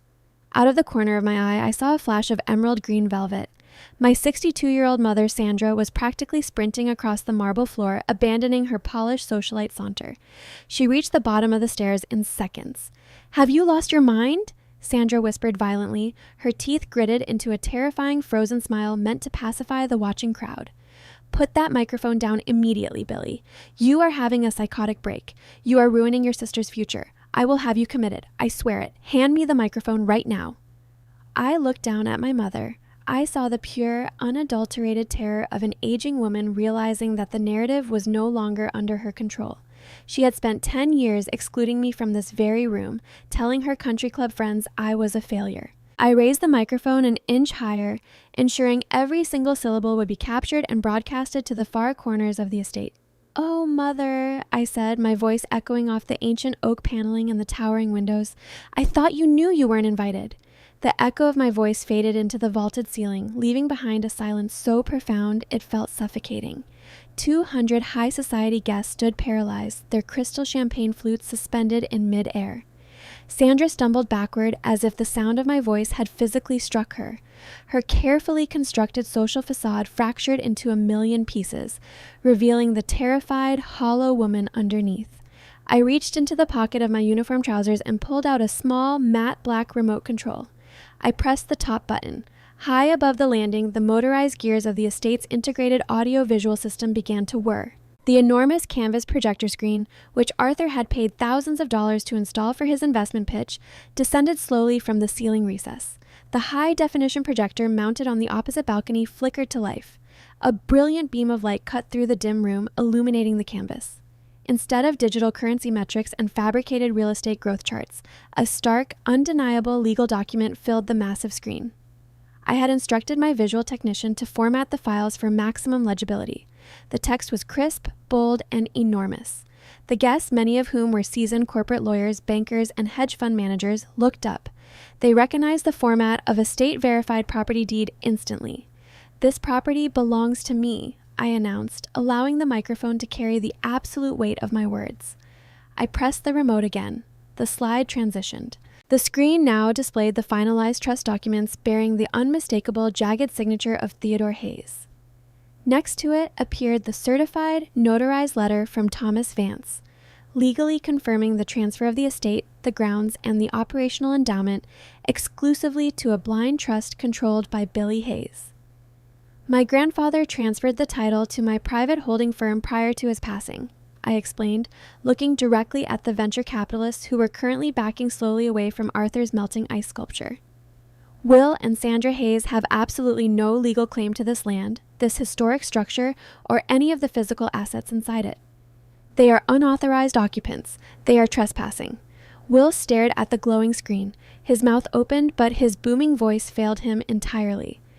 The blood drained from his face as he recognized his father's signature, authorizing his ultimate disinheritance. Sandra swayed on her feet, clutching the mahogany banister to keep her knees from buckling.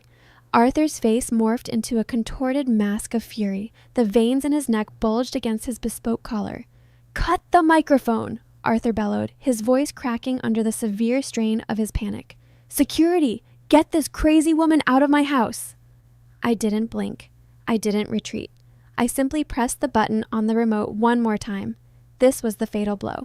The screen shifted to display the commercial promissory note from Ironclad Equity Partners. I had used digital markup tools to highlight the forged signature of Theodore Hayes at the bottom in bright, glowing yellow marker. Next to it, I highlighted the signatures of Will Hayes and Arthur Montgomery as the guarantors. And right below that, glowing in a massive red circle for the entire room to see, was the official notary public stamp belonging to Sandra Hayes. Furthermore, I continued, my tone shifting effortlessly from homeowner to forensic auditor, the individuals claiming to host you tonight are currently the subjects of an active financial investigation. They utilized a forged version of the deed you just saw to secure a fraudulent $5 million bridge loan from a private equity firm. They attempted to use stolen, forged collateral to fund a failing offshore digital real estate fund.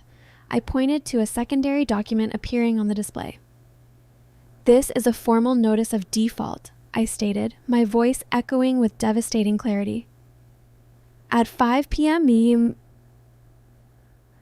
this evening, the private equity firm was legally notified that the collateral was secured through identity theft and wire fraud. Because Arthur Montgomery's shell accounts are severely overdrawn, he has entered a state of immediate, catastrophic default. This constitutes a severe violation of federal banking regulations, and the word fraud acts as a potent, immediate repellent in high society circles. It is the ultimate contagion. You can be rude, you can be arrogant, and you can be a terrible parent, but you absolutely cannot be a financial liability. The reaction in the room was instantaneous. The wealthy guests understood the lethal implication immediately. If Arthur had defrauded a major institutional lender using a forged deed notarized by his own mother-in-law, their own massive investments in his digital currency fund were undoubtedly fabricated. The whispers among the elite turned into urgent, panicked demands to their assistance. The socialites who had praised Sandra's elegance only 20 minutes ago now averted their eyes, physically stepping away from her, treating her like a walking disease. The sovereign wealth managers from Dubai didn't wait for an explanation. They didn't ask Arthur for his side of the story. They recognized a toxic asset and a looming crime scene. But I wasn't finished. I had one more account to settle. I looked down into the crowd and found my 38-year-old sister. Rihanna was standing near the edge of the room. She was trembling. She stared at the projection screen, her eyes wide with a terrifying realization. The golden child was finally doing the math, and the equation was leading her straight to bankruptcy. And for those of you who frequently donate to the Greenwich Youth Arts Foundation, I added, my voice cutting through the rising panic in the room. I pressed the remote, displaying the foundation's tax returns alongside Rihanna's hidden credit card statements. I highly suggest you request an independent audit of their operational expenses. Specifically, the $82,000 routed directly to European medical spas and offshore shell companies managed by the foundation's chairwoman, Rihanna Hayes. Rihanna let out a shrill, jagged shriek that bounced painfully off the acoustic paneling. She covered her face with her hands, her pristine ivory silk blouse suddenly feeling like a prison uniform. Arthur lunged toward the stairs, intending to physically rip the microphone from my hands. Before Arthur could place his custom leather loafer on the first carpeted step, a deafening crash echoed from the foyer. The colossal oak front doors of the estate swung open with enough force to rattle the antique brass hinges. The biting winter wind rushed into the heated hall, carrying the scent of pine and exhaust fumes. If this were a Hollywood movie, this is the exact moment a dozen FBI agents in tactical gear would burst through the doors with their weapons drawn. But as an auditor, I know that real-world financial justice does not operate on Hollywood time. Federal indictments for white-collar crimes take weeks, sometimes months, of grand jury subpoenas to secure. What happens immediately, however, is the civil execution. 6 men marched through the threshold. They did not wear FBI windbreakers. They wore sharp, dark suits, heavy wool overcoats, and the disciplined, utterly detached posture of elite corporate process servers and private asset recovery specialists. They were flanked by the 3 Vanguard security contractors I had hired, ensuring no one interfered with the delivery. The crowd of millionaires parted instantly, terrified of being handed a subpoena by association. The lead process server, a tall man holding a thick stack of manila envelopes, closed the distance to Arthur in a matter of seconds. Arthur froze on the bottom step, staring at the men in horror. "Arthur Montgomery?" the lead server asked, his voice entirely devoid of emotion. Arthur didn't answer. He couldn't find the breath. "You have been formally served," the man stated, slapping a thick manila envelope directly against Arthur's chest. Arthur instinctively brought his arms up to catch it before it hit the floor. Notice of default, breach of contract, and immediate injunction against all assets held under Apex Holdings Offshore LLC, filed on behalf of Ironclad Equity Partners. The server pivoted, locking eyes with my pale, trembling father. "Will Hayes?" He stepped forward and slapped a second envelope against Will's chest. "You have been formally served. Notice of fraudulent conveyance and civil liability." Finally, the server turned to my mother. Sandra was leaning against the banister, hyperventilating. He held out the third envelope. "Sandra Hayes, you have been served. Notice of action for notarial misconduct and conspiracy to commit fraud." As the heavy manila envelopes hit their targets, a new, distinct sound began to fill the grand hall. It started as a single, polite vibration, then another. Within 10 seconds, the synchronized sound of dozens of high-end smartphones buzzing and chiming created a terrifying mechanical symphony. The venture capitalists, the hedge fund managers, and the sovereign wealth executives all reached into their tailored tuxedo pockets. They pulled out their phones, their faces illuminated by the harsh blue light of the screens. The 5 p.m. email hadn't just triggered a default with Ironclad Equity. The massive $5 million implosion had automatically tripped the algorithmic alarms at the Securities and Exchange Commission. The SEC just issued an emergency freeze, a prominent investor from London said out loud, his voice carrying clearly in the stunned silence. He was staring at a breaking news alert from a major financial terminal. All accounts associated with Arthur Montgomery and Apex Holdings are locked. It's an active federal probe. The illusion of the perfect evening didn't just crack, it shattered into microscopic dust. The investors didn't shout, they didn't demand their money back right then and there. They were apex predators of the financial world, and they knew that standing next to a bleeding man only invited the sharks. The exodus began. It was a swift, clinical, and absolutely ruthless retreat. 200 guests moved toward the coat check in a synchronized wave of self-preservation. Women gathered their expensive silk wraps, and men speed-dialed their private drivers, eager to put miles of asphalt between their pristine reputations and this emerging crime scene. No one wanted their name listed on a guest registry or photographed by a society reporter when the federal authorities inevitably arrived in the coming weeks. "Wait," Arthur pleaded, his voice a pathetic, reedy whine. He turned away from the process servers, holding his legal envelope like a shield, desperately reaching out to the fleeing investors. "Gentlemen, please. It's a misunderstanding. I can fix the ledger. I just need access to the terminal. It's a temporary liquidity issue." Nobody looked back. The sovereign wealth managers walked out the front doors without a second glance. Will stood frozen, clutching his legal envelope, watching his wealthy golf buddies, men he had spent decades trying to impress, avert their eyes and rush past him, treating him like an untouchable pariah. The grand hall emptied with astonishing, breathtaking speed. Within 10 minutes, the only sound left in the cavernous room was the slow, rhythmic dripping of the melting ice sculpture pooling onto the imported marble floor, and the hum of the projector above my head. I stood on the landing, my hands resting lightly on the wooden podium. The string quartet was gone, the catering staff was gone, the investors, the senators, and the sycophants had all vanished into the freezing Connecticut night. Only the core family remained, standing as isolated, terrified islands in the center of the wreckage. The dense layers of pretense had been violently stripped away, leaving only the true architects of the Hayes family dysfunction cornered in a house they no longer owned, holding the undeniable paperwork of their own destruction. I turned off the microphone. The audit was complete. It was time to collect the debt. The heavy oak front doors of the estate clicked shut, severing the grand hall from the freezing winter night and sealing the fleeing investors outside. The echoing thud of the brass latch served as a stark, final punctuation mark to the exodus. The cavernous room, which had been buzzing with the orchestrated energy of a high society gala just 30 minutes prior, now felt entirely hollow. The only remnants of the aborted celebration were the abandoned crystal champagne flutes sweating onto antique side tables, and the slow, rhythmic dripping of the melting ice sculpture pooling onto the imported marble floor. With the wealthy investors gone, the catering staff evacuated, and the process servers retreating to the perimeter, the stage was finally cleared. The dense layers of pretense had been violently stripped away, leaving only the core architects of the Hayes family dysfunction standing in the center of the wreckage. I walked slowly down the carpeted steps of the grand staircase, leaving the wooden podium behind. I didn't need the microphone anymore. The room was empty enough for my natural voice to carry the absolute weight of the execution. My 65-year-old father, Will, and my 62-year-old mother, Sandra, looked distinctly out of place. For their entire adult lives, they had relied on the presence of an audience to validate their existence. They required the envious glances of country club peers to feel significant.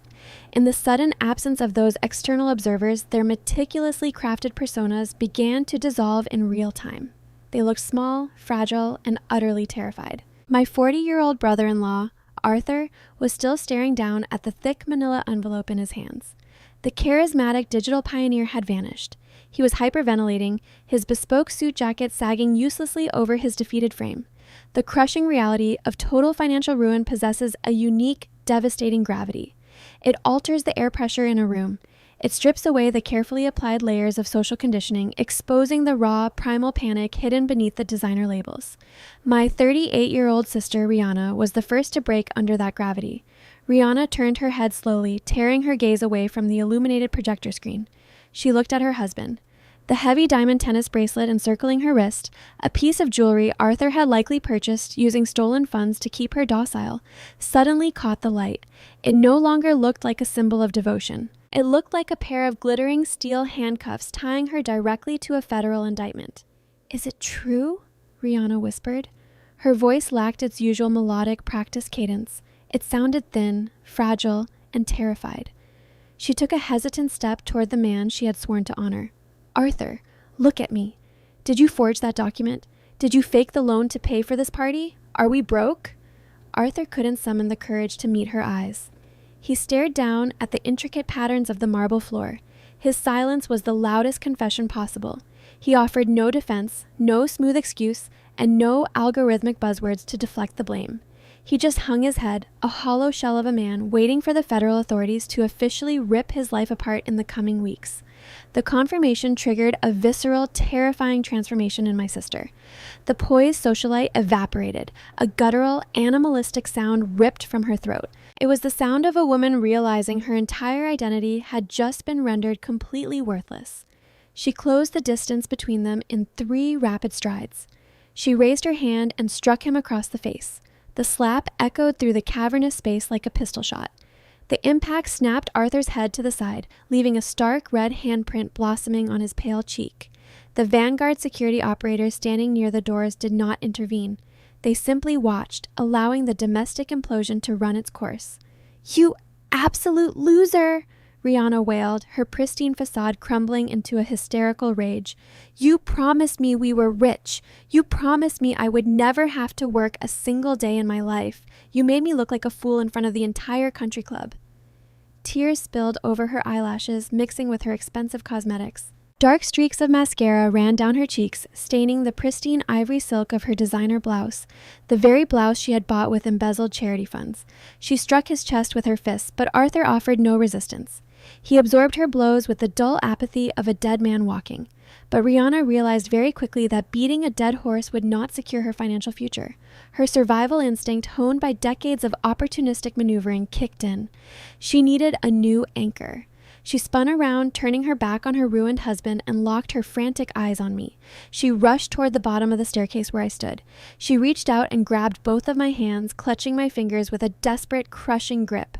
Her palms were slick with nervous sweat. "Billy, please," Rihanna begged, her voice trembling with manufactured sincerity. "You have to believe me. I didn't know anything about the forged deed. He lied to me. He manipulated me just like he manipulated everyone else. I am a victim here too." She tried to pull me closer, attempting to invoke a sisterly bond that had never actually existed. "Let me stay here in the estate with you," she pleaded, the tears flowing freely now. "We are sisters. We share the same blood.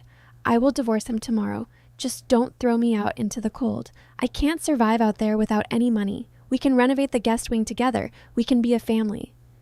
I looked down at her hands, gripping mine. I studied the frantic, pleading expression on her face. A younger, weaker version of myself, the 25-year-old girl who just wanted an invitation to Christmas dinner, might have felt a flicker of sympathy. But the 35-year-old forensic accountant standing in front of her felt absolutely nothing. I pulled my hands away with a sharp, decisive motion. I stepped back, creating a physical boundary between her desperation and my unyielding calm. "Do not insult my intelligence, Rihanna," I said, my tone as cold and hard as the ice sculpture melting behind her. "You are not a victim. You are a willing accomplice." Rihanna recoiled, her mouth opening in genuine shock. "I didn't know," she protested, her voice cracking. "You knew the math didn't add up," I corrected her, keeping my voice perfectly level. "You knew Arthur was dodging calls from the initial investors, but you chose to look the other way because you loved the money more than you cared about the truth. You traded your integrity for a platinum credit card." I pointed up at the projector screen, which was still displaying the Greenwich Youth Arts Foundation tax returns. "And you actively embezzled $82,000 from underprivileged children to fund your spa trips. You are just as bankrupt and just as fraudulent as he is. You are not staying in my house. My security personnel have already packed your personal belongings into 3 large suitcases. They are sitting on the front porch right next to the snowbanks." I signaled to one of the tactical operators. "Escort my sister to the perimeter of the property," I ordered. The operator nodded, stepping forward to flank Rihanna. He didn't touch her, but his presence was an undeniable physical threat. He gestured toward the open front doors, guiding her toward the freezing winter night. Rihanna looked at me one last time. There was no apology in her eyes. There was only the bitter, resentful realization that the sister she had mocked for 10 years now held the deed to her entire existence. She turned and walked toward the exit, her shoulders shaking, her designer heels clicking a slow, mournful rhythm against the floor. She stepped out into the cold, leaving her ruined husband behind. With Rihanna neutralized, the grand hall felt remarkably empty. The only people remaining were Will and Sandra. My 65-year-old father stood frozen near the deactivated projector screen. For a prolonged moment, he stared at the floor, processing the undeniable reality that his own father had seen through his lifelong charade and that his daughter had just executed the ultimate checkmate. When Will finally lifted his head, the expression on his face had undergone a terrifying metamorphosis. The hollow fear of a cornered man vanished, replaced by the dark, mottled crimson of wounded pride curdling into pure malice. His features contorted into a snarl. Will was a man who possessed zero capacity for introspection. If he could not secure the unearned prestige of the estate, his survival instinct dictated he must extract its monetary value. "Fine," Will spat, dropping the facade of the desperate, loving patriarch entirely. His booming voice resonated with a harsh, grating edge. "Keep the damn house, Billy. We don't need your charity. We never wanted to be tied down to this drafty old mausoleum anyway." He unbuttoned his bespoke tuxedo jacket, a nervous gesture meant to simulate casual indifference. He began to pace the length of the room, his eyes darting frantically across the priceless interior. He was no longer looking at the home where he grew up. He was appraising an auction catalog. "We will take our things and leave," Will declared, waving his arm toward the surrounding opulence. "The art collection hanging in the East Wing is worth millions on the secondary market. The antique French tapestries, the first edition manuscripts in the library, and the 19th century furniture. I am the eldest son. We will load it all into a storage unit by tomorrow morning. We will liquidate the physical assets and start over." Backed into the ultimate corner, Will was defaulting to his oldest habit, stripping the family heirlooms bare to fund his lifestyle. He marched purposefully toward the center of the room. A sprawling, custom-built mahogany dining table dominated the space. Resting in the center of the table was a breathtaking piece of history. A massive, ornate silver candelabra forged in the 1800s, a centerpiece Theodore had acquired during an auction in London. It was heavy, pristine, and worth more than the average American earns in 5 years. Will reached out his hands, intending to hoist the silver artifact and claim it as his opening prize. The Vanguard security operators shifted their weight, their boots squeaking faintly on the polished stone. They looked toward me, waiting for the signal to intercept the theft. I didn't give them the order to move. I simply raised my hand, holding my palm flat, commanding them to stand down. I wanted Will to feel the cold metal in his hands before I took it away from him.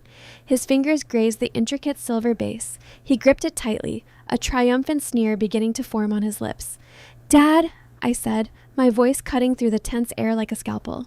"Did you actually read the slide on the projector earlier?" He paused, his hand still gripping the heavy silver. He threw a furious glance over his shoulder. "What are you talking about? I read the deed. You own the land and the structure. Congratulations. I'm taking the portable decor." I offered him a thin, razor-sharp smile. "You really should cultivate a better habit of reading the fine print. The trust documents drafted by Mr. Vance do not just transfer the physical real estate. They explicitly state that the Greenwich property is transferred in totality." Will frowned, his brow furrowing as his limited legal comprehension struggled to process the terminology. "In totality?" he repeated, his grip on the candelabra loosening a fraction of an inch. "In totality," I confirmed, walking slowly toward the center of the room. "That legal definition encompasses all fixtures, all furnishings, all artwork, and all personal property housed within these structural walls. Every rug you walk on, every painting you look at, and every piece of silver you touch belongs exclusively to my corporate holding firm.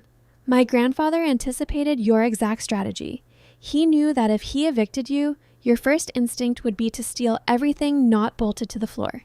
Therefore, he ensured the inventory was legally bound to the estate itself."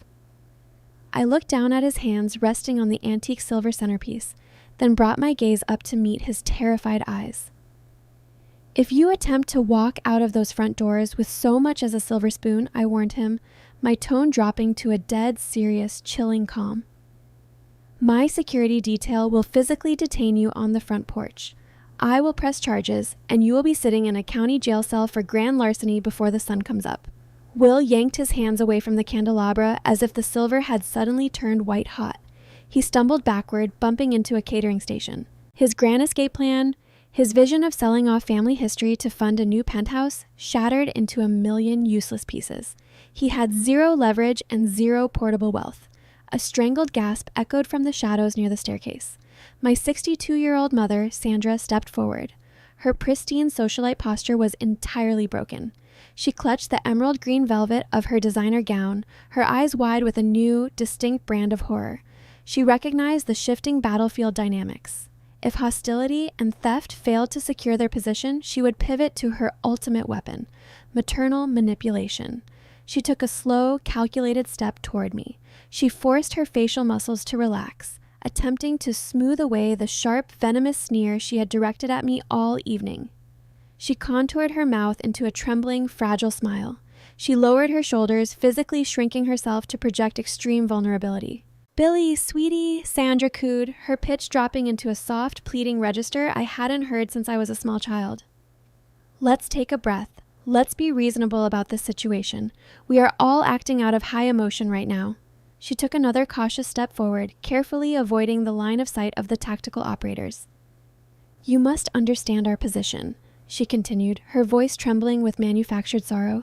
"We were trying to protect the family legacy. We sold our luxury condominium in the city to help secure that bridge loan for Arthur. We liquidated our primary retirement accounts because we believed we were inheriting this estate. We thought we were bridging a temporary gap." She pressed a manicured hand against her chest, right over her rented diamond necklace. "If you enforce this eviction, we have absolutely nowhere to go," Sandra pleaded, letting a single, highly strategic tear spill over her eyelashes. "The bank accounts are tied up in Arthur's corporate mess. We are destitute. You cannot banish your own mother and father into the freezing snow. We gave you life. We raised you. We are your family. You owe us a little grace in our darkest hour." I studied her performance. It was a masterful display of weaponized guilt. She effortlessly omitted her role in the federal forgery, the notary stamp glowing on the screen above us, framing herself merely as a devoted parent who made a reckless financial sacrifice out of love. She expected the biological obligation of a daughter to override the clinical logic of an auditor. 10 years ago, a plea like this might have unraveled my resolve. I might have remembered the rare, fleeting moments of childhood stability and compromised my boundaries to purchase a fraction of her affection. But I didn't break eye contact. I reached into the pocket of my black uniform trousers and retrieved my encrypted smartphone. "I anticipated you would attempt this specific maneuver, Mother," I said, keeping my tone steady and completely detached. "I knew that once the legal threats evaporated, you would invoke the sanctity of parenthood to secure a favorable settlement. You assume I harbor a lingering, hidden desire for your validation." I tapped the screen, navigating to my secure file directory. "My grandfather was an exceptional judge of character," I explained, looking from Sandra to Will. "Theodore built his empire by dealing with ruthless competitors. He knew how easily a narrative could be twisted in a courtroom or in a living room. When he summoned Mr. Vance to amend the primary trust, he anticipated that you would challenge his mental competency. He knew you would claim he was manipulated in his final days, or that I was being cruel to my loving parents." I selected an audio file and linked the device to the estate's integrated Bluetooth matrix. "To ensure his intentions were never subjected to your revisions, Theodore instructed the legal team to record his final directive," I stated. "He wanted to deliver his verdict directly, leaving zero room for interpretation and zero room for maternal guilt trips." I pressed play. A sharp burst of static crackled through the high-fidelity speakers embedded in the vaulted ceiling, followed by the sound of a man clearing his throat. Then, Theodore Hayes' voice filled the grand hall. It was a raspy, aged baritone, thinned by a failing heart. Yet it carried an undeniable, bone-chilling authority. Hearing the deceased patriarch speak within the walls of his own home felt like a sudden drop in atmospheric pressure. Will physically recoiled, his face turning an ashen shade of white. Sandra froze, her fake tears drying instantly. "This recording serves as a permanent addendum to my finalized testament," Theodore's voice echoed through the vast space. "Let it be known to any contesting party that I am of sound mind, executing this transfer of my own free will." There was a brief pause on the recording, accompanied by the rustling of heavy paper. "I leave 0 capital, 0 real estate, and 0 equity to my son Will and his wife Sandra." The recording continued, the disgust palpable in every syllable. "They are parasites who worship status above substance. I have watched them squander the resources I bled to accumulate, trading authentic security for country club optics." Will gripped the edge of a nearby table, his knuckles turning white as his father delivered a brutal, posthumous judgment. "They have spent a decade excluding my granddaughter Billy from this very house." Theodore's voice hardened into sharp, protective anger. They treated her practicality as an embarrassment because she served as a mirror reflecting their own profound emptiness. They assumed I was too old to notice the cruelty of their vanity. Sandra closed her eyes, unable to bear the weight of the undeniable truth broadcasting from the ceiling. This estate and all associated holdings belong exclusively to Billy. She possesses the discipline to protect it. To Will and Sandra, I leave only the consequences of their financial arrogance. Let them survive on their precious appearances. Let them see how far a rented tuxedo takes them when the vault is locked. The audio file ended with a definitive click. The ensuing silence was catastrophic. It was a dense physical weight that pressed down upon the remaining occupants of the room. The recording had not just stripped them of their inheritance, it had stripped them of their enduring delusion. They could no longer pretend they were the victims of a tragic misunderstanding. The patriarch had seen right through their glittering facade, and he had orchestrated their ultimate downfall from the grave. I slid the phone back into my pocket, watching the realization settle permanently into their features. "You asked for grace, Sandra," I said, breaking the silence with quiet finality. "You demanded a roof over your head based on the merits of your parenting. But the true owner of this house has already delivered his performance review." The maternal mask Sandra had worn just moments ago disintegrated entirely. She didn't attempt to cry again. There was no leverage left to gain through tears. She stood next to her husband, two fraudulent socialites who had spent 10 years curating a perfect exclusionary Christmas, only to find themselves standing in the center of an empty room, confronting a winter they could not afford to survive. Sandra let out a strangled, breathless gasp. She lunged toward me, her manicured hands reaching out, her acrylic nails digging frantically into the fabric of my black uniform sleeves. "Billy, you have to stop this," Sandra pleaded, her voice cracking into a hysterical pitch. "Tell the bank it's a misunderstanding. You own the estate. You control the trust. Call Mr. Vance right now. Tell him to wire the funds to the private equity firm and pay off the loan. We can settle this. You have to bail us out. I will go to prison." I looked down at her hands clutching my arms. I studied the frantic, hyperventilating woman demanding a $5 million bailout from the daughter she had deemed unworthy of a Christmas invitation for 10 consecutive years. She genuinely believed the biological title of mother entitled her to a limitless safety net. The sheer, unfathomable audacity of her request clarified everything. It validated every silent year I spent building my armor in the shadows while they built their graves in the spotlight. I didn't pull away from her grip. I maintained steady, unwavering eye contact. I reached my right hand into the front pocket of my uniform trousers. My fingers brushed past the encrypted smartphone and the wireless remote. I located a small, folded piece of paper. I extracted it slowly, bringing it out into the open air. I looked at Sandra, my expression entirely devoid of anger, devoid of pity, and entirely devoid of any lingering familial obligation. I extended my arm and opened my fingers. A crisp, pristine $10 bill fluttered down from my hand. It drifted through the cold draft blowing in from the foyer, twisting gently before landing softly on the imported marble floor, coming to a rest right at the tip of her designer heels. "Here is cab fare to the precinct, Mother," I said, my voice quiet, cold, and absolute. "Merry Christmas." I signaled to the Vanguard operators. They stepped forward, seamlessly detaching Sandra from my arms. They grabbed Will by the shoulders. They marched them toward the heavy oak doors, escorting them out into the freezing, relentless snowstorm with nothing but the clothes on their backs. The heavy doors slammed shut. The locks engaged with a heavy, satisfying click. For the first time in 10 years, I was home. The brutal winter eventually thawed into a crisp, bright spring. The snow melted from the 72 acres of the Greenwich property, revealing the vibrant, manicured green lawns beneath. The consequences for the former tenants of the estate were permanent and unyielding. The American justice system, entirely devoid of high society leniency when billions of dollars are involved, processed my family with grinding, mechanical efficiency. Arthur Montgomery did not receive a quiet settlement. The federal prosecutor refused to negotiate a favorable plea deal, utilizing the undeniable evidence and the trail of offshore accounts I had anonymously forwarded to their office. Arthur was sentenced to 15 years in a federal correctional institution. There were no country club amenities behind the concrete walls. His tailored suits were replaced by an itchy, standardized jumpsuit. His vast digital empire, built entirely on algorithms and lies, was dismantled and auctioned off by the government to compensate the defrauded investors. The sudden implosion of the crypto fund and the forged loan decimated my parents and my sister. Ironclad Equity Partners, furious over the fraud, worked alongside the federal government to seize their remaining frozen accounts to satisfy the penalties. Their pristine credit scores plummeted into the low 300s. With their social reputation incinerated by the highly publicized scandal, their wealthy friends abandoned them overnight. The country club formally revoked their membership. The luxury leasing agencies blacklisted their names. Will, Sandra, and Rihanna were forced to relocate together to a cramped 2-bedroom apartment located directly beneath the roaring flight path of a regional airport in a bleak industrial suburb. The walls were paper thin, vibrating violently every 10 minutes as commercial airliners descended overhead. The air smelled perpetually of jet fuel and damp concrete. Without the protective barrier of a trust fund, my 65-year-old father had to seek actual employment for the first time in his life. Because his background check flagged him as an unindicted co-conspirator in a massive federal fraud case, no financial firm would touch him.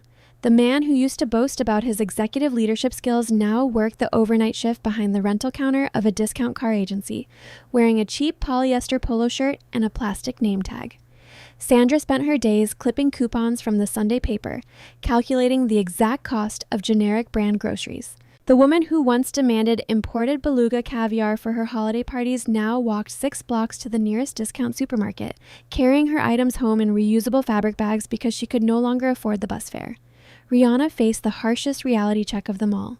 The 38-year-old golden child, who firmly believed she would never have to work a single day in her life, was forced to secure a minimum wage retail position to pay off her mounting legal fees.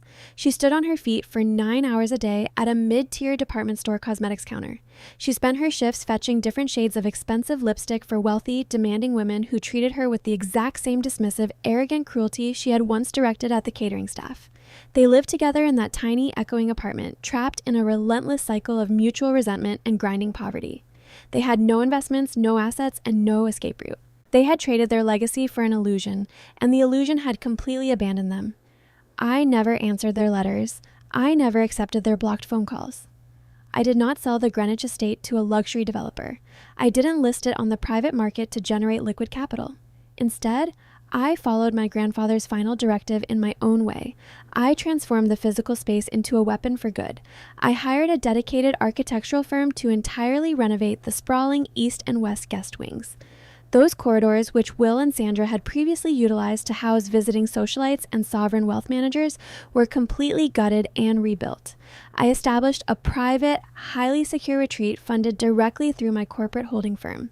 The facility was designed exclusively for women recovering from severe financial abuse. My forensic accounting firm partnered with the foundation. We provided absolute sanctuary for women whose husbands or families had destroyed their credit, hidden their marital assets in offshore shell companies, or forged their signatures on ruinous loans. While these women rested in the safety of the historic estate, my team of auditors hunted down their stolen capital. We dismantled the financial traps their abusers had built, utilizing the exact same predatory auditing tactics I had used to annihilate Arthur Montgomery. The rooms that once hosted my sister's arrogant vanity now served as a staging ground for authentic, unshakable financial liberation. I sat in my grandfather's historic library reviewing a successful asset recovery report for a new client housed in the guest wing. Outside the window, the summer sun cast a warm, enduring light over the secure perimeter of the estate. For 10 years, my family assumed my silence was a symptom of weakness.